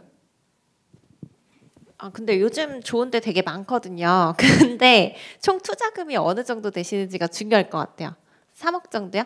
3억 정도면은 그래도 서울시 진입할 수 있는 데들이 좀 있어요. 근데 제가 좀 좋게 보는 거는 아까 소개드린 가련 1구역 너무 좋다고 보이고, 근데 이제 3억 대 투자를 하려면은 좀 잘 찾아보셔야 되거든요. 왜냐면 8사형도 가능할 수 있어요. 근데 5구형보다는 사실 8사형 정도 투자하시는 게 장기적으로 좋으시니까 그거 잘 찾아보시면은 가능하고, 그리고 성남 원도심 재개발 쪽 수도권으로 보시면은 그쪽도 나쁘진 않거든요. 그래서 거기도 지금 2억대 투자면은 향후에 거의 입주 빨리 할 수 있는 거 그런 것들이 있어요. 예, 있어서 거기 신축도 좋고 다 좋긴 좋은데 동천에서 뭐 가시는 거면은 일단은 조금 그 뭐 엄청난 상급지나 이렇게 보긴 좀 어려우니까 서울로 만약에 진입을 하신다 그러면 그쪽도 있고 장위동 쪽도 있는데 저는 장위동 쪽보다는 그래도 가련 1구역이나 이쪽이 더 낫다고 보긴 하거든요. 그래서 그런 것들 좀 찾아보면은 괜찮은 데들이 있을 것 같거든요. 그래서 투자금 마련되시면 나중에 한번 뭐 컨설팅 의뢰나 이렇게 주시면 좀 같이 찾아볼 수 있을 것 같아요. 네. 네, 뭐 참고로 나중에 그런 좋은 것들이 있으면 여기서 너무 공개해드리면은 다 갖고 사시니까 집 거래들 하시고 또 개인적으로들 찾아가시면 될 것 같습니다. 자, 두 번째 질문 그 닉네임 보시면은 부끄러운 어피치라고 되어 있네요. 수색 13구역 이곳에 금년 7월에 입주 예정이었으나 출퇴근에 애로가 있어서 매도를 하고 송파 지역 아파트 헬리오시티를 비롯해서 뭐 여러 단지들을 매수 계획을 하고 있나 봐요. 매수 시점이 궁금합니다라고 질문을 주셨는데요. 송파 지역에 직접적으로 뭐 예전부터 투자나 또 강남 쪽 잘 알고 계시고 또 교수님께서 송파 살고 계시죠? 지금 지역구라고 말이 나올 뻔했네요. 살고 계시는 지역이 송파이신데 그 어떻게 보세요? 송파 지역의 아파트 매수에 대한 얘기 뭐 좀 전체적으로 짚어주시면 좋을 것 같아요. 예, 저는 뭐 적극 찬성입니다. 이제 뭐 부동산이라고 하는 것은 우리가 부자가 되려 그러면 이제 한강 이남에 사는 게 좋다고 그럽니다. 또 한강 이남에 전세나 월세를 살아야지 부자들 옆에 살아야지 부자 얘기를 듣고 부자가 될 수 있다. 그러니까 옆집이 부자니까 자주 만나서 얘기도 듣고 해야지 이제 부자가 될 수 있다는 겁니다. 저는 수색도 좋지만 만약 헬리오시트 이제 그 최근에 33평 기준으로 최저점이 16억 5천입니다. 올 초에 16억 5천 원을 찍었고 최근에는 한 1억 2억 올랐더라고. 한 17억 한 18억까지 올라왔는데요. 이제 우리가 이제 부자가 되려 그러면 남들과 반대로 해야 됩니다. 남들이 집을 못 팔아서 너무 막 팔고 싶어 할 때 베푸는 마음으로 좀 사주고, 남들이 못 사가지고 막 난리였습니다. 문재인 대통령 때 집값 100% 올랐습니다. 전세는 90% 올랐습니다. 막 못 살 때 막 너무 사고 싶어 할 때 막 할 때 내가 베푸는 마음으로 하나 팔아주고 이런 마음으로 가져야 됩니다. 지금은 어떤 시기일까 보면 지금은 아직도 팔려는 사람들이 더 있죠. 지금 사주는 게 우리가 부자가 되는 길이고 베푸는 마음이다. 아마 뭐 내년 후내년 지나면 왜 우리가 그때 못 해줬을까 이런 생각이 들 겁니다. 앞에서 제가 말씀드린 것처럼 둔촌 주공 재건축이 이제 이번에 분양을 했는데요. 18평이 6억 5천에 분양했습니다. 18평이 6억 5천이고 25평은 10억이고 그다음에 33평은 12억 5천 부터 한 13억 정도 됩니다. 이 계약금 2억 정도 들었거든요. 33평이요. 뭐 제 아시는 분이 이제 그 거주도 그 근처에 살고 또 분양을 받았기 때문에 잘 알고 있는데 계약금 2억 넣고 중도금 다 전액 대출이 해줍니다. 앞에서 말씀드린 것처럼 내 돈 2억만 있으면 강남의 송파구에 분양받아서 자기 집 하나 가질 수 있습니다. 이자라고 해봤자 이게 1억 대출 받으면 지금 현재 월 한 4, 50 정도 되죠. 작은 금액은 아니지만 이게 중도금 대출이 안 해주던 것을 정부가 서울에 있는 전국에 있는 모든 집 중도금 대출 다 해줍니다. 그래서 저는 내가 분양을 받는 게 가장 부자가 되는 지름길이고 제일 좋은 내 집 마련의 길이다. 왜냐하면 계약금 20%만 있으면 되거든요. 어떤 데는 또 10%만 있어도 되는 데도 많이 있습니다. 그래서 서울에 앞에서 말씀드린 것처럼 33평이 둔촌 주공이 13억이 분양가였고요. 헬리오시티 지금 현재 한 17억 5천 정도 합니다. 저는 이게 고점이 한 22억 넘었었거든요. 25억까지요. 한 20% 정도 내렸다. 그래서 결론은 정말 전 뭐 좋은 선택이라고 봅니다. 그래서 수색보다는 훨씬 전망도 좋고 지금 현재 삼성의 이제 GTX 역이 들어오지 않습니까? 지금 삼성역을 중심으로 해서 현대자동차가 지금 50층짜리 3개동을 짓고 있습니다. GTX 우리나라 역이 2개 있는데요. 수서역, 서울역, 삼성역이 들어온다고 합니다. 지금 현재 한참 공사하고 있습니다. 그래서 앞으로 이제 수년 내가 되면 삼성역이 우리나라 서울역 같이 이제 강남 쪽에 가장 번화한 역이 될 겁니다. 그러면 지금 현재 모든 걸 지하화하고 현대자동차 본사가 이제 그쪽으로 들어오게 되어 있습니다. 그러면 삼성을 중심으로 해서 송파구까지 다 영향을 주기 때문에 굉장히 좋다. 저는 그렇게 보고 있고 잘 결정하셨다. 이게 직장 문제 때문에도 이제 헬리오시티로 오신다고 하니까 그래서 결론은 아마 올해와 내년에 진주 아파트 있으면 잠실역 바로 옆에요. 재건 분양합니다. 일반 분양할 예정이고 또 송파에 있는 계룡역 근처에 보면 상하 아파트부터 해서 재건축하는 집들이 굉장히 많이 있습니다. 지금 재건축 분양을 계획 중인 것도 있고 또 재건축 지금 조합해서 하는 것도 있다. 최근에 그 송파의 성대천 옆에 쌍용이 그 리모델링을 하나 했는 집이 있는데요. 아주 아파트라고 과거에 있었습니다. 단지세는 한 300세대 정도 되는데요. 이게 33평이 일반 분양을 14억에 했습니다. 그랬더니 마이너스 P 1억이 나왔어요. 마이너스 자기가 손해를 보고 판다는 겁니다. 14억은 정말 분양할 때만 해도 작년까지 분양할 때만 해도 14억도 좋다 이렇게 했는데 앞에서 말씀드린 이 둔촌주공이 33평을 13억에 분양을 하니까 마이너스 1억이 자기가 보태주는 겁니다. 1억을 본인이 손해보고 파는 거다. 그래서 아파트는 가급적이면 500세대를 기준으로 합니다. 500세대 이상이 되는 것이 가장 좋고요. 쌍용 예가가 짓는 이 리모델링 아파트는 한 300세대 정도밖에 안 됩니다. 단지가 좀 작고 뭐 굉장히 그 조망은 좋습니다.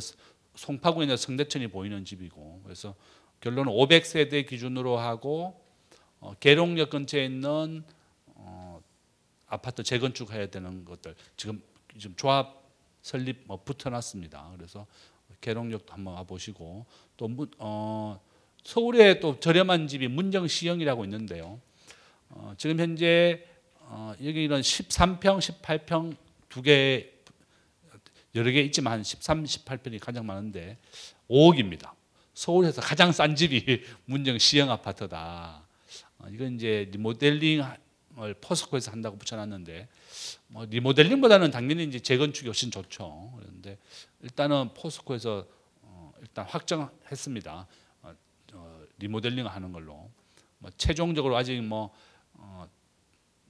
결정은 나지 않았지만 그래서 하기는 서울에서 제일 저렴한 집은 이제 문정시형 아파트입니다.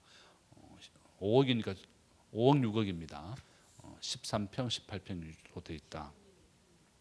그래서 하기는 결론은 이게 강남 4구에 분양을 받거나 재건축이 될 수 있는 집들.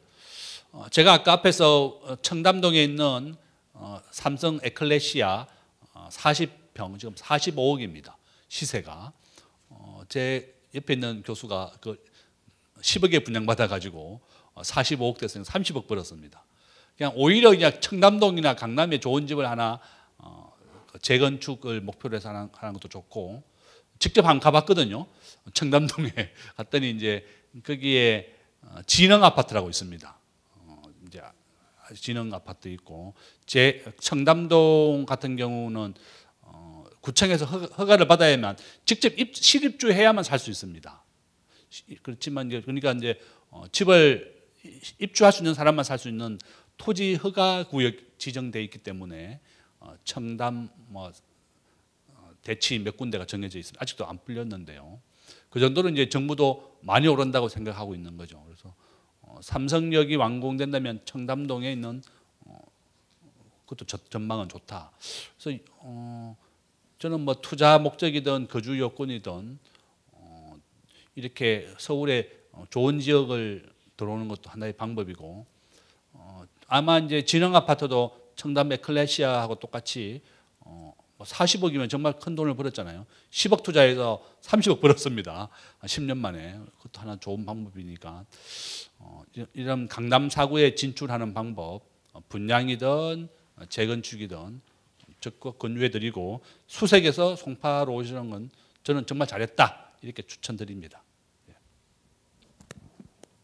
네, 수색에서 송파로 이동하는 거 긍정적으로 보셨고 진주 아파트나 상하 아파트 그다음 성내천에 있는 리모델링 아파트에 대한 얘기도 예시를 주셨습니다. 전체적으로 보면은 그래도 한 500세대 이상 정도 되는 아파트를 만약에 송파 지역의 아파트를 본다면 질문에서 헬리오시티 등이라고 나와 있는데 자금 사정에 맞춰서 보시더라도 한 500세대 이상 되는 아파트들 말씀 주신 것 같아요. 그다음 계룡역이라든지 이쪽도 한번 잘 살펴보시라고 하셨는데 근데 요거를 이제 팔고 나면은 양도세가 관련된 게 좀 걱정이 되시나 봐요.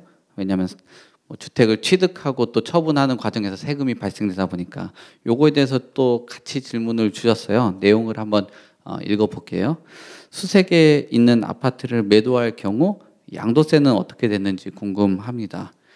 첫 번째로는 2017년 7월에 재개발 주택을 매수하고 거주는 하지 않았다라는 세부적인 내용을 주셨고요. 두 번째는 12억 이하는 양도세가 없는 것으로 알고 있습니다라고 관련돼서 두 번째 질문을 같이 주셨어요. 여기 계신 분들이 세무를 담당하고 있지는 않으니까 그래도 관련 부분에서 어떤 흐름이라든지 지금 내용들 짚어주시면 좋을 것 같은데요. 이거는 같이 김인만 소장님께서도 또 부동산 내용들 잘 알고 계시니까 설명 주시면 되고 또 뭐 보완해 주실 내용이 있으면 변호사님도 같이 주시면 될 것 같아요. 네. 일단 취득 시기가 2017년 7월이네요. 그러면 우리 문재인 정부 시절 8.2 대책이라고 하죠. 2017년 8.2 대책 시점이 굉장히 중요한 게 8.2 대책 이후에 샀으면 2년 거주 요건이 들어가고요. 이전에 취득했으면 2년 거주 요건 안 들어가기 때문에 일단 7월이니까 2년은 필요 없을 것 같아요. 그래서 거주하지 않았다는 점이 있기 때문에 제가 이 점을 언급을 드리는 거고요. 그래서 일단 거주 요건은 필요 없는 거로 판단은 됩니다. 그래서 지금 양도 차익이 얼마 정도 되는지는 모르겠는데요. 일단 12억까지 1세대 1주택이라면 12억까지 비과세 되는 거는 맞고요. 12억 넘어가는 부분에 대해서는 이제 과세가 되는데 과세 이제 우리가 계산을 좀 해봐야 돼요. 12억 넘어가게 되면 우리 양도 차익에 대해서 분모가 뭐 얼마가 될지는 모르겠지만 그렇죠. 매도 금액이 되고 매도 금액에서 12억을 뺀 다음에 양도 차익을 곱하면 되는데 뭐 이게 얼마인지는 구체적으로 지금 말씀을 안 해주셨기 때문에 취득도 필요 경비도 모르겠고요. 그래서 한번 계산은 필요할 것 같습니다. 그래서 일단 거주 요건이 필요 없는 거는 확실한 것 같고요. 양도세에 대해서는 구체적인 내용이 지금 나와 있지 않기 때문에 한번 계산이 필요한데 저는 가급적이면은요 세금은 돈 아까워하지 마시고 좀 세무사님 찾아가시는 게 좋습니다. 예. 이게 꼭 사고가 터져요. 진짜. 세금은 제일 무서운 게요. 어설프게 아는 게 가장 무서워요. 그래서 전문가들도 계약하기 전에는 반드시 세무사 찾아가야 되고요. 세무사님들도 틀려요. 세무사님도 의견이 다 틀려. 그래도 세무사님들이 가장 잘합니다. 그래서 반드시 계산을 하고 세무서 있잖아요. 뭐 구청이라든지 세무서 담당자한테 상담받고 하지 마세요. 그거 틀리면은 아무도 책임 안 지거든요. 제가 아시는 분 중에 실제로 그런 사례 있어요. 물어보고 그렇게 하셔라고 해서 시키는 대로 했는데 3년 지나서 추징금 날아왔어요. 그래서 아니 당신 그쪽에서 시키는 대로 했는데 왜 그래요 하니까 상관없고 그거는 그냥 우리가 안내만 해줄 뿐이지 법적인 책임 없다. 소송했는데 졌어요. 그러니까 그냥 말 그대로 참고예요. 근데 세무사님한테 상담을 받고요. 결과가 나쁘게 나오면 찾아가서 멱살이라도 질 수 있잖아요. 멱살 쥐고 책임져라. 잘못된 부분에 대해서 어떤 뭐 대응을 할 수가 있는데 구청 담당자들이나 세무서 담당자들은 책임을 지지 않더라고요. 법적으로도 그렇게 돼 있다고 합니다. 그러니까 그래도 상담은 받아야죠. 세무사 상담 진짜 어려운 문제 같으면 한 두세 분 정도 상담 받고요. 이런 간단한 문제 같으면 한 명 정도 상담 받고 이렇게 얼마 되는지 아시고 계약하기 전에 꼭 계약하고 나서 나중에 문제 생긴 다음에 하면 안 되고요. 계약하기 전에 세무사 상담 받고 정확하게 계산해서 내 양도세가 얼마 정도 되는구나. 요 정도 내고 내가 팔고 다른 걸 갈아탔을 때 요 정도 되겠다라는 전체적인 플랜이 나온 다음에 뭐 팔든지 다른 걸 갈아타든지 이렇게 결정하시는 게 좋을 것 같습니다. 세무는 잘 설명해 주셔서 제가 1번 질문 관련해서 조금 그냥 부연 설명하면 실제로 투자금이 얼마이신지 정확히 모르겠어요. 근데 이제 비슷한 매가로는 잠실 장미 재건축도 좀 고려해 보시면 좋을 것 같거든요. 근데 여기가 물론 이제 전세가가 낮죠. 재건축 아파트다 보니까. 그래서 실투자금이 좀 많이 들어갈 수는 있는데 근데 매가 기준으로 봤을 때는 사실 입지가 훨씬 좋은데 그리고 향후에 이제 새 아파트 되잖아요. 그리고 여기 다 대단지가 되거든요. 옆에 잠실주공 5단지도 그렇고 여기 지금 신통기획으로 또 진행이 되니까 사업 수익성도 굉장히 좋고 하기 때문에 잠실 장미 재건축도 한번 같이 보시라는 말씀을 드리고 싶습니다. 네, 뭐 다른 그 대안도 좀 주신 것 같고 아까 말씀하신 것처럼 그 세무사들이 실수하면은 그래도 뭐 좀 보상을 받을 수 있는데 아까 정확한 지적 주신 것 같아요. 구청에선 책임이 상담이 아니라 안내라는 거 참고를 하시면 될 것 같아요. 그러니까 내가 구청 직원한테 상담을 받았다라고 생각하지 말고 구청 직원한테 가이드를 봐서 안내를 받았다 정도로 생각해야지 그게 답이다라고 생각하면 결국 어떤 법적 근거가 있기 때문에 보상받기는 어렵다. 그러니까 그 가이드를 통해서 이런 게 있는데 하면서 세무사를 직접 찾아가시면 좋겠습니다. 자, 다음 질문 그 닉네임 마이크를 든 라이언이 주셨는데요. 공유 지분 임야를 갖고 있는데 2분의 1 지분 매도 방법이 궁금하다라고 하는데 뭐 관련돼서 토지 관련돼서 보상 업무 같은 거 하고 계시잖아요.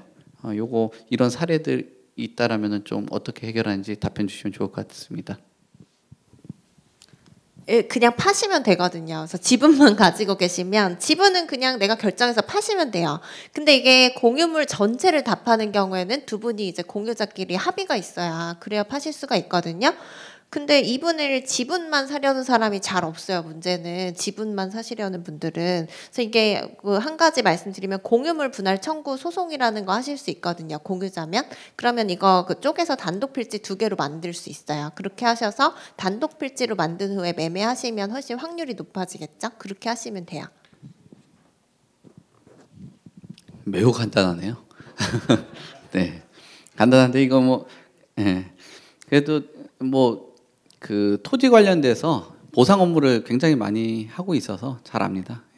보상 관련된 업무를 그리고 LH에도 일부 일들을 좀 보고 계시는 것들이 있어서 토지 관련된 거 궁금하신 것 또 토지 갖고 계신 분들 있으면 찾아가셔서 물어보셔도 좋을 것 같습니다.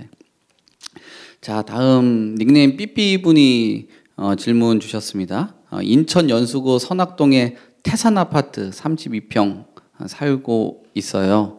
재건축 한다고 하고 안전진단 하고 있는데 전망이 궁금합니다라는 질문을 주신 것 같습니다. 워낙 뭐 재건축 규제 다 완화한다라고 하니까 많은 단지에서 관심들이 있는 것 같은데 이 관련돼서 김인만 소장님 답변 주시면 좋을 것 같습니다. 네. 네. 물 들어왔을 때 놓아줘야죠. 요즘 재건축 안전진단 이제 풀어주니까 안전진단이 이제 그런 거예요. 재건축 초기 단계에 아파트 한마디로 재건축 할 만하냐, 멀쩡한데 왜 재건축을 하느냐 해도 되는 관문인데요. 이게 이제 정권마다 조금씩 기준이 달라집니다. 4가지 기준이 있는데요. 구조 안정성 점수와 이제 주거 환경 점수 비중을 가지고 약간씩 정부가 장난을 칩니다. 집값 많이 오를 때는 재건축을 막아야겠죠. 재건축을 풀어주게 되면 또 집값이 오르고 주변 아파트들 또 자극을 주기 때문에 풍선 효과 생기기 때문에 눌러요. 누르는 방법이 이제 구조 안정성 점수를 올립니다. 올리면 자 주민들이 주차하기도 힘들고요, 오래됐고요, 농물 나오고요, 굉장히 힘든데 제발 재건축 좀 하게 해줘라고 하는데 이제 구청에서 그러는 거죠. 야, 니들 튼튼하잖아. 금도 안 갔는데 왜 재건축을 하는 거야? 안 돼. 점수 안 나와. 해서 점수를 낮게 줘요. 그러면 재건축이 안 되는 거겠죠. 근데 요즘 같이 집값이 떨어지고요, 서울 수도권 지역에 이제 신규 아파트가 부족하다 보니까 재건축을 좀 활성화해야 되겠죠. 그러면 반대로 구조 안정성 점수를 낮추고 주거 환경 점수를 높여요. 그러면 자 금이 가지도 않고 아파트는 튼튼한데 니들이 살기 어렵다고 하니까 환경이 안 좋으니까 점수를 높여줘서 재건축을 안전진단을 쉽게 통과할 수 있게 해주는. 근데 지금이 이제 그런 분위기죠. 재건축을 좀 쉽게 해주니까 목동 같은 경우도 14개 단지 중에 12개가 뭐 통과하거나 지금 통과하는 상황이고요.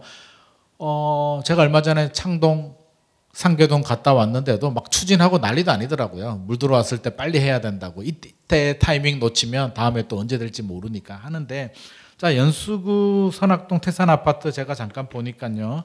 여기도 추진을 하고 있네요. 태산하고 정광하고 뭐 대진 아파트 연합해서 900세대 추진하고 있는 것 같고요. 연수구 일대가 지금 다 이렇게 하고 있는데 용적률 정보가 지금 안 나와가지고요. 제가 용적률 정보를 확인할 수가 없는데 6층짜리 아파트네요. 6층이고 대지 지분이 한 16평 정도 되는 거로 봐서 제 생각에는 용적률이 한 140%, 150% 정도 되지 않을까 하는 생각이 들고요. 2종 일반 주거지역이에요. 그러면 한 250%까지 지을 수가 있으니까 사업성이 뭐 나쁠 것 같지는 않습니다. 그래서 재건축 추진은 뭐 저는 가능할 것으로 보여는 지는데, 자 정확히 알아둬야 되는 게 안전진단은 가장 초기, 가장 처음 진입 단계고요. 안전진단이 통과되면 뭐 구역 지정이 되고 추진이 만들고 조합 설립을 하고 사업 시행 계획하고 뭐 건축 심의도 물론 받아야 되겠고요.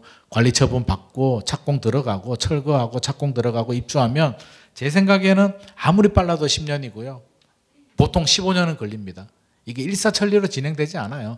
혹시라도 조합 내부에 뭐 소송이 걸린다든지 다른 누군가가 소송하면 기본 뭐 3년에서 5년 또 훌쩍 지나갑니다. 그래서 저는 10년에서 15년은 좀 생각하셔야 되겠다. 물론 추진하다가 안 될 수도 있고요.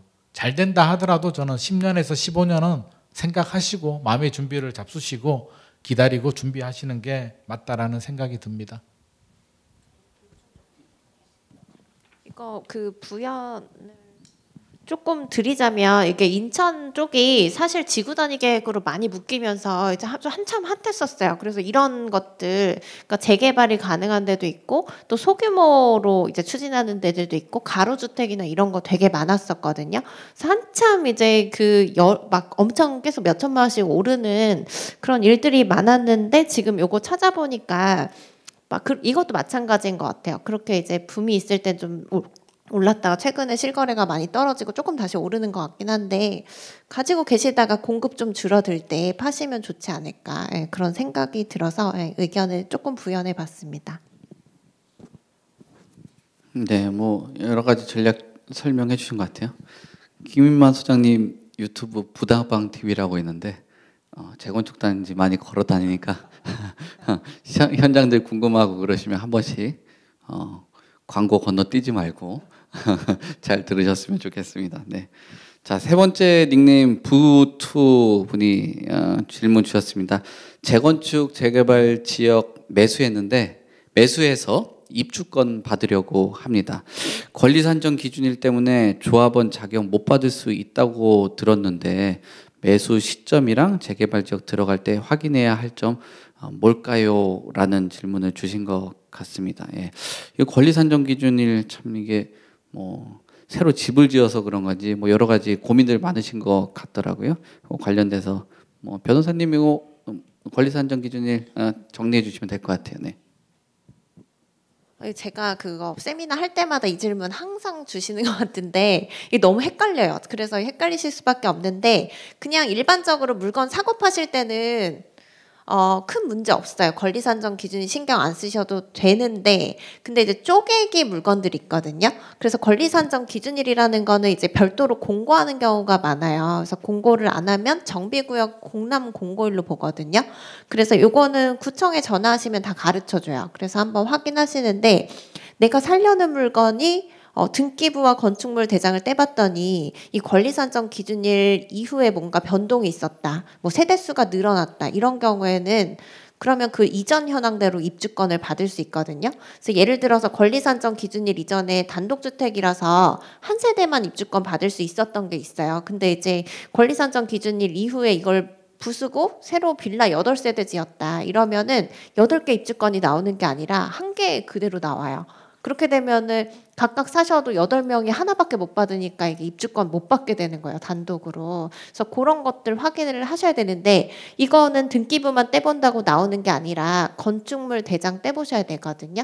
그래서 거기 변동사항 반드시 확인을 하셔야 되고 이제 또 더 디테일하게 들어가면 좀 복잡한데 그런 그 개념이다라고 대략적으로 생각하시면 되고 또 이제 다물권자한테 물건 사실 때 있어요. 한 사람이 여러 개 갖고 있는 경우 근데 10개를 갖고 있는데 그중에 내가 하나를 사면 어떻게 되느냐. 조합 설립 인가가 되기 전에 사시면 단독으로 받으시거든요. 근데 조합 설립 인가가 되고 나면 단독으로 못 받으세요. 이것도 판 사람이랑 같이 공유로 받게 되는 거예요. 그래서 그거를 조금 헷갈려 하시는데 그런 부분들 좀 잘 확인을 하시는 게 좋겠죠. 그리고 뭐 매수 시점이나 이런 거는 당연히 인허가가 갈수록 리스크가 적겠죠. 근데 다만 가격이 비싸지니까. 그래서 초기 단계 재건축 재개발 들어가신다라고 하면은 주민 동의율을 정확하게 좀 보실 필요는 있어요. 그래서 주민 동의율 75% 기본적으로 만족해야 사업이 가능하거든요. 근데 여기서 가장 지체가 많이 되기 때문에 주민 간의 화합이 좋으면 사실 재건축도 평균 13년 이상 원래 걸리는데 7년 만에 입주한 데도 많거든요. 그래서 주민 간의 화합이 가장 중요하다. 동의율을 좀 잘 보셔야 되고 좀 어느 정도 간 단계에서 사실 관리 처분 단계에서 매수하면 거의 확실한 거고 그 이전에 하시면 최소한 조합 설립은 나야. 그래서 조합 설립 인가 이후에 10년은 걸려 입주하시거든요. 그래서 그런 것들 스케줄 잘 확인하셔가지고 들어가시면 좋을 것 같습니다. 네, 그 지분 쪼갠 물건들 조심히 좀 판단을 하셔야 되는 것 같고 또 건축물 대장 관련돼서 얘기 주신 것 같습니다. 초기 단계라고 해가지고 무조건 뭐 동의율만 가지고 본다기보다는 뭐 조합 설립 그 뒤에 뭐 여러 가지 뭐 관리 처분 이런 얘기들 또 매입 시기 뭐 이런 것들 전체적으로 주신 것 같습니다. 자, 여섯 번째가 되겠네요. 여섯 번째 질문 그 닉네임 무님이 주셨는데요. 네, 일기 신도시 특별법이 추진되기 쉽지 않다는 얘기도 있는데 통과가 될지라는 궁금증을 갖고 계신 것 같아요. 된다면 시기가 궁금합니다라고 하는데 정말 이거는 굉장히 어려운 질문인 것 같아서 오히려 교수님께서 이런 흐름이라든지 이런 것들의 가능성 어떻게 보는지 전체적으로 개략적으로 좀 주시면 좋을 것 같습니다. 네. 예, 저 뭐 일기 신도시 특별법은 이제 해당 지역이 이제 분당하고요, 뭐 평촌, 중동, 일산 뭐 이런 지역입니다. 그래서 저는 항상 말씀드리는 게 가급적이면 한강 이남이 좋다. 부동산은 한강 이북보다는 한강 이남. 일산 파주 쪽에 저도 한번 살아봤습니다. 좀 거리도 좀 멀고 지하철 1시간 이상 타니까 머리가 아프더라고요. 막 1시간 반 막 이렇게 한번 타봤더니 그래서 결론은 한강 이남이라고 보니까 분당 평촌이 훨씬 유리하다. 그죠? 그렇게 또 말씀을 드리고 저는 서울에 이제 재건축 지금 진행하고 추진하고 있는 곳이 목동, 상계 이런 쪽입니다. 가급적이면 서울 이내가 제일 좋습니다. 우리나라에서 지금 현재 1인 단독 세대주가요 30%입니다. 앞으로 10년 이상 더 증가합니다. 단독 세대주 40%까지 증가합니다. 그래서 결론은 서울의 집값은 오른다. 저는 아까 제가 이제 부자가 되려면 우리가 베푸는 마음으로 살아라 그랬습니다. 남들이 어려워할 때 도와주는 마음으로 살아야만 우리가 부자가 될 수 있다. 그래서 저희 학교에 이제 부동산 전문가 교수가 2명 있는데요. 이제 변창흠 국토부 장관 했던 분하고 이제 우리 김수현 청와대 정책실장, 종부세 만든 사람이 김수현 정책실장이죠. 그래서 이제 두 분은 이제 나하고는 또 친한 선배입니다. 두 분은. 그래서 두 분은 이제 문재인 정부 때 이제 그런 정책이라든지 종부세를 만들어진 분이 김수현 정책실장이고 또 저는 또 반대로 이제 시장경제주의 학자입니다. 시장경제 중심으로 해야 되고 부동산 가격도 수요와 공급에 의해서 가격이 결정되기 때문에 문재인 정부가 집값을 올리는 이유는 재건축을 허락 안 해서 올랐던 겁니다. 지금 서울에 재건축이 되는 게 한 400개 정도가 되는데요. 문재인 때는 정부가 허락을 하나도 하지 않았습니다. 부동산 재건축을 허락하게 되면 집값이 오르기 때문에 재건축을 허락하지 않았다 이러더라고요. 집값을 일시적인 공급 재건축을 허락하면 집값은 오르겠지만 공급이 많아지면 당연히 가격은 내려가게 돼 있습니다. 그래서 지금 현재 개포 1, 2, 3, 4단지 지금 재건축 다 했잖아요. 최근에 부동산 가격이 좀 내린 것은 가장 큰 이유는 은행 이자 때문에 그렇습니다. 은행 이자가 지금 집 담보 대출 기준으로 7%입니다. 7%, 8%고요. 미국의 기준금리는 올 연말까지 좀 더 오릅니다. 지금 현재 미국은 기준금리가 5.0이고 한국은 3.5입니다. 기준금리에다가 3을 더해서 대출금리가 정해지는데요. 3.5에다가 3을 정도 더하면 한 6.5 정도 됩니다. 지금 집담보대출금리 기준이 한 6% 정도 됩니다. 이제 과거에 한 8%까지 넘어가다가 정부가 너무 막 은행 이자가 많이 오르고 은행이 작년에 5개 은행이 순이익이 20조 났습니다. 그래서 20조가 남으니까 직원들 성과급 5천만 원씩 주고 명태금 9억씩 주고 막 이러니까 정부가 엄청나게 압박을 했습니다. 우리 국민들이나 서민들이 내는 이자를 가지고 본인들이 성과급 잔치를 벌인 거예요. 그래서 정말 은행이 너무 과도하게 이익을 남기고 예대 마진입니다. 예금하고 대출 그 차익을 가지고 본인들이 이익을 남겼는데 그게 너무 많이 과했다는 거죠. 20조나 남긴 것은 정말 과했고 그 차익이 다 우리 국민들이 낸 이자입니다. 그래서 정말 잘못됐다. 그래서 최근에는 이 정부의 이제 예대 대출 이자를 좀 낮춰라 이러니까 예금제도 같이 내리면서 본인들의 예대 마진 평균이 한 1.5 정도 됩니다. 5대 시중은행은. 저는 이제 뭐 프로젝트 파이낸싱 증권사 연체율이 10%입니다. 은행은 연체율이 0.3 정도밖에 안 되는데요. 은행의 연체율이 10배, 100배, 1000배 높은 게 지금 증권사 프로젝트 파이낸싱이고 증권사, 새마을금고, 보험사 이런데 지금 연체율이 좀 높아지는 게 저는 부동산 하락의 또 요인이 될 수도 있겠다. 올 연말이 될수록. 결론은 앞에서 말씀드린 것처럼 서울 시내에 있는 재건축 아파트를 가급적이면 사라. 그다음에 우리가 일기 신도시에서 가장 유망한 지역은 분당이나 평촌이다. 뭐 일산 좀 그쪽을 좀 보지 마라. 가급적이면 한강 이남을 좀 보시고 또 우리 재건축 정비 사업을 했을 때 5년 이상 이게 결론이 안 나고 허지부지가 되면 이게 해제가 됩니다. 재건축 정비 사업 조합이. 그래서 이런 것도 조심해서 빨리 추진되는 데 해야 됩니다. 엄마 아파트 제가 지난주에 며칠 전에 갔다 왔는데요. 화요일에 갔다 왔습니다. 엄마 아파트. 엄마 아파트 지금 현재 정부가 이제 재건축 조합 선가가 났고 재건축 허가가 났잖아요. 아마 입주하려면 10년에서 한 15년 뒤가 될 겁니다. 제가 한번 부동산 보고 왔는데 야 이거 살아생전에 내가 입주는 할 수 있을까? 그죠? 올림픽 아파트 정말 좋습니다. 올림픽 아파트 우리 집 옆에 있는데 그것도 한 3,500세대, 4,000세대 정도 됩니다. 5,000세대. 올림픽 아파트 사시는 분들이 그래요. 이제 본인이 이제 63세쯤 되는데 본인이 살아생전에 이 집에 살아날 수가 있을까?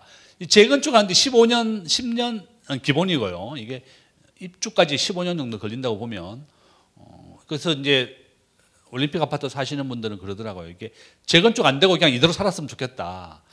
자기가 좋은 층은 비싼 돈 주고 샀는데 다시 재건축이 되면 제비뽑기로 골라야 되거든요. 그래서 본인은 그냥 재건축 안 되길 바란다. 이런 얘기까지 하시더라고요. 결론은 앞으로 우리나라 인구가 5,200만 명인데요. 인구 감소가 굉장히 얘기를 많이 하잖아요. 그렇지만 단독 세대주가 계속 늘어나기 때문에 집값이 오르는 겁니다. 10년 전부터 인구가 감소하니까 집값이 내린다고 얘기했지만 문재인 정부 때 집값이 100% 올려줬습니다. 그래서 결론은 단독 세대주가 앞으로 10년간은 더 증가하기 때문에 집값은 오른다. 서울에 집을 팔고 지방에 가신 분들 남양주, 구리 다 울면서 후회하더라고요. 새소리와 물소리가 들리는 아파트는 내립니다. 시끄러운 데 살아야지 됩니다. 서울 시내 시끄러운 지역에 살아야지 지하철역도 있고 병원도 가깝고 나이가 들면 또 병원에 자주 가야 됩니다. 그래서 새소리, 물소리 들으려고 시골로 가지 마시고 시끄러운 데 살아야 된다. 서울 시내에 살아야지 집값도 오른다. 우리가 투자의 3대 요소는 3개입니다. 잘 적어 두십시오. 수익성, 안전성, 황금성입니다. 황금성은 빨리 돈으로 현금화할 수 있는 거고요. 수익성은 국민은행이 지금 적금이자가 3.5%거든요. 국민은행보다 더 높은 이자를 주는 새마을금고, 저축은행 다 위험한 겁니다. 우리가 예금자 보호법 우리나라 5천만 원인데요. 원금과 이자를 합쳐서 5천만 원이 넘으면 정부가 하나도 보호해주지 않습니다. 저축은행에. 그래서 내가 은행 적금을 넣을 때 본인의 이름으로 4,500만 원만 넣어야 됩니다. 그게 이자가 붙어가지고 5천만 원이 넘어잖아요. 그러면 정부가 이 사람은 부자구나 이렇게 해서 전액 보호를 안 해주는 겁니다. 그래서 새마을금고 특히 앞으로 새마을금고나 저축은행 부실화되거나 파산할 수도 있습니다.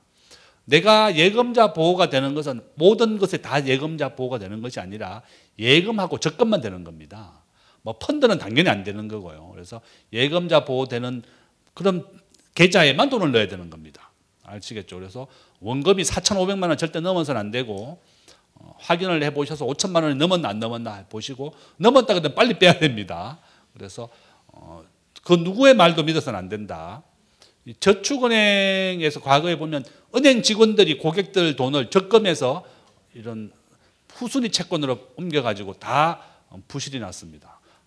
그 누구도 은행 직원도 믿지 마시고 본인이 스스로 결정을 해야 된다. 그래서 결론은 수익성, 안전성, 황금성이다 하는 걸 명심하셔야 되겠고, 지금은 미국에서 실리콘밸리 은행이 미국의 16위 은행입니다. 자산이 한 300조 원 있는데 하루 만에 망했습니다. 지금은 스마트폰 가지고 돈을 인출할 수가 있거든요. 은행에 줄 서지 않습니다. 그래서 지금은 스마트폰 뱅크런이라고 해서 대규모 인출을 우리가 뱅크런이라고 부르는데요. 우리나라는 미국보다 100배 정도 빠르다고 합니다. 전 국민의 스마트폰 다 가진 나라가 세계에서 우리나라밖에 없습니다. 가장 통신도 빠른 나라가 우리나라이기 때문에 앞으로 은행 파산은 미국보다 100배 빠를 것이다. 이런 은행 파산하거나 대량 인출도 우리가 대비해야 되고, 투자의 3대 요소 항상 명심하시고, 가급적이면 서울에 있는 지역을 재건축을 사라, 이렇게 말씀드립니다. 아주 재미있는 이야기 또 듣고 은행 얘기도 말씀 주시고 하셨습니다. 가장 인상 깊게 들었던 거는 한남 이남 쪽 일기 신도시를 볼 때 한남 이남 쪽 한강 이남 쪽을 선택을 하시면서 이야기 분당 이런 쪽 추천하셨고, 파주 가실 때는 머리가 흔들린다라는 얘기를 들었습니다. 네. 자, 다음 질문 들으면은 닉네임 밍이라는 분이 주셨습니다. 10억 원 이상인 고가 아파트도 1주택자라면 양도세 감면이 되나요? 라는 질문을 주셨네요. 요거 김인만 소장님께서 질문 답변 주시면 될 것 같습니다. 교수님께서 중요한 말씀해 주셨는데요. 공기하고 집값하고 반비례한다고. 공기 안 좋은 데가 집값 좋은 데거든요. 그러니까 진짜 물하고 공기 안 좋은데 살아야 또 집값이 비싼 겁니다. 자, 세금인데요. 자, 1세대 1주택자들은 비과세가 되죠. 1세대 1주택자들 2년 이상 보유하고요. 규제 지역은 2년 이상 거주를 해야 되는데 기준 금액이 있습니다. 다 비과세가 되는 건 아니고요. 12억 원, 12억 원까지인데 이 12억 원이 뭐냐면 집값이 얼마나 남았느냐. 양도 차익이 12억 원이 아니고요. 집값, 양도 가액, 팔았는 가격이 12억이 기준입니다. 그러니까 집값이 12억 넘어가게 되면 100% 비과세는 안 되고요. 돈을 일정 부분 내야 되는데 계산을 어떻게 하냐면 제가 예를 들어 볼게요. 10억 원에 샀어요. 그래서 한 3년이 지나서 20억으로 올랐습니다. 그렇죠? 그럼 비과세 요건은 갖춰졌죠. 3년 이상 보유했고 규제 지역이 아니라고 한다면 2년 거주 안 해도 되니까 그럼 10억 원이 남았죠. 이게 팔았는 가격이 12억이 안 됐다면 예를 들어서 1억에 사서 11억에 팔았다면 10억 원에 대해서 세금을 안 내도 되겠죠. 그런데 10억 원에 사서 20억에 팔아요. 그러면 12억이 넘어버렸잖아요. 그러면 자, 양도 차액은 10억이 되는데 여기 어떻게 하냐면 이제 20억에 팔았으니까 분모가 20억이 되고요. 이 분자는 20억에서 12억을 뺍니다. 그러면 20분의 8이 되겠죠. 0.4. 그러면 10억 원에 0.4만큼 양도 차익을 인정해 주는 거죠. 그러니까 4억 원에 대해서는 세금을 내야 돼요. 세금을 내면 지금 세율로 계산을 해보면 한 1억 3,400만 원 정도. 물론 필요 경비 같은 것도 있겠죠. 조금 더 빠질 수는 있는데 1억 3,400만 원 정도는 내셔야 된다. 10억에 사서 20억 정도 1주택자가 팔면. 근데 1주택이 아니고요. 만약에 2주택이었다. 비과세 대상이 안 된다라고 하면 이런 계산이 적용되지 않고 10억 원에 대해서 세율이 적용이 되니까 한 3억 8천만 원 정도 나옵니다. 그렇죠. 그래서 1주택과 1주택이 아닌 거는 굉장히 중요한 차이죠. 야, 12억 넘어가면 어차피 과세 되니까 별 차이가 없는 거 아니야? 라고 할 게 아니라 차이가 굉장히 큽니다. 30억짜리 아파트도 굉장히 비과세가 되느냐 안 되느냐는 굉장히 중요한 포인트가 되기 때문에 가급적이라면 양도, 만약에 2주택이 있는데요. 하나는 좀 적게 남고 하나는 좀 많이 남았다라고 한다면 적게 남은 거 먼저 팔고 양도세 많이 내야 되는 부분은 반드시 비과세 요건을 갖춘 다음에 파시는 전략이 필요할 것 같습니다. 네, 전략 소개 잘 해주셨습니다. 네, 공기와 집값 아주 재미있는 얘기였습니다. 네. 자, 마지막 추가 질문이 하나 더 들어와가지고 요거 하나만 하고 마지막으로 마무리할게요. 제가 한번 읽어드릴 텐데 이게 갑작스런 질문이라 질문지 없던 질문이라 답변을 누가 해주실지 보겠습니다. 신축으로 임대사업자 낼 때 취득세 85% 감면해 준다고 했는데 지금은 비조정 지역에서 2주택일 때 취득세 중과 면피로 임대사업자 낼 필요가 없는 게 맞는지요? 라는 질문을 주신 것 같은데 답변 가능하세요? 답변 가능하세요? 지금 정부에서 발표를 했어요. 이제 취득세 이제 감면이 발표가 작년 12월이었나요? 발표가 됐는데 이게 참 이게 애매한 게 국회 통과가 안 됐어요. 소득세법 개정이 안 돼가지고요. 개정이 되면 2주택자도 이제 더 이상 중과세 되지 않습니다.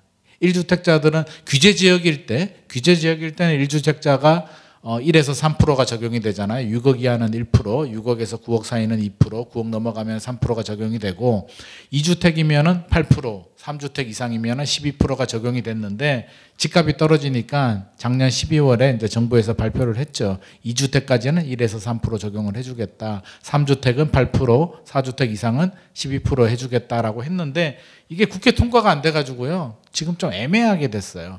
그래서 소급 적용은 해준다라고 하거든요. 그래서 지금 만약에 걸렸다라고 한다면 국회 통과가 된다라는 게 이제 전제로 하고 소급 적용을 받을 수 있으니까 내고 나중에 소급을 받을 수는 있는데 국회 통과가 안 돼가지고 사실 지금 얘기하기가 참 애매하긴 합니다. 그래서 된다고 했는데 국회 통과가 만약에 영원히 안 되면 어떻게 하느냐. 사실 그 부분에 대해서는 저도 뭐라고 개런티를 할 수 없기 때문에 일단 정부에서 그렇게 발표는 했고요. 발표는 했는데 국회 통과는 안 됐다. 그리고 저 개인적인 사견은 취득세는 저는 이렇게 중과세하면 안 된다라는 입장입니다. 그래서 지금 집값이 바로 반등하는 건 아니고요. 당분간 또 이렇게 가다가 혹시라도 뭐 2차 하락이 있거나 좀 안 좋아지면은 취득세 반드시 뭐 감면이 되든지 중과세는 폐지가 되리라고 저는 생각을 합니다.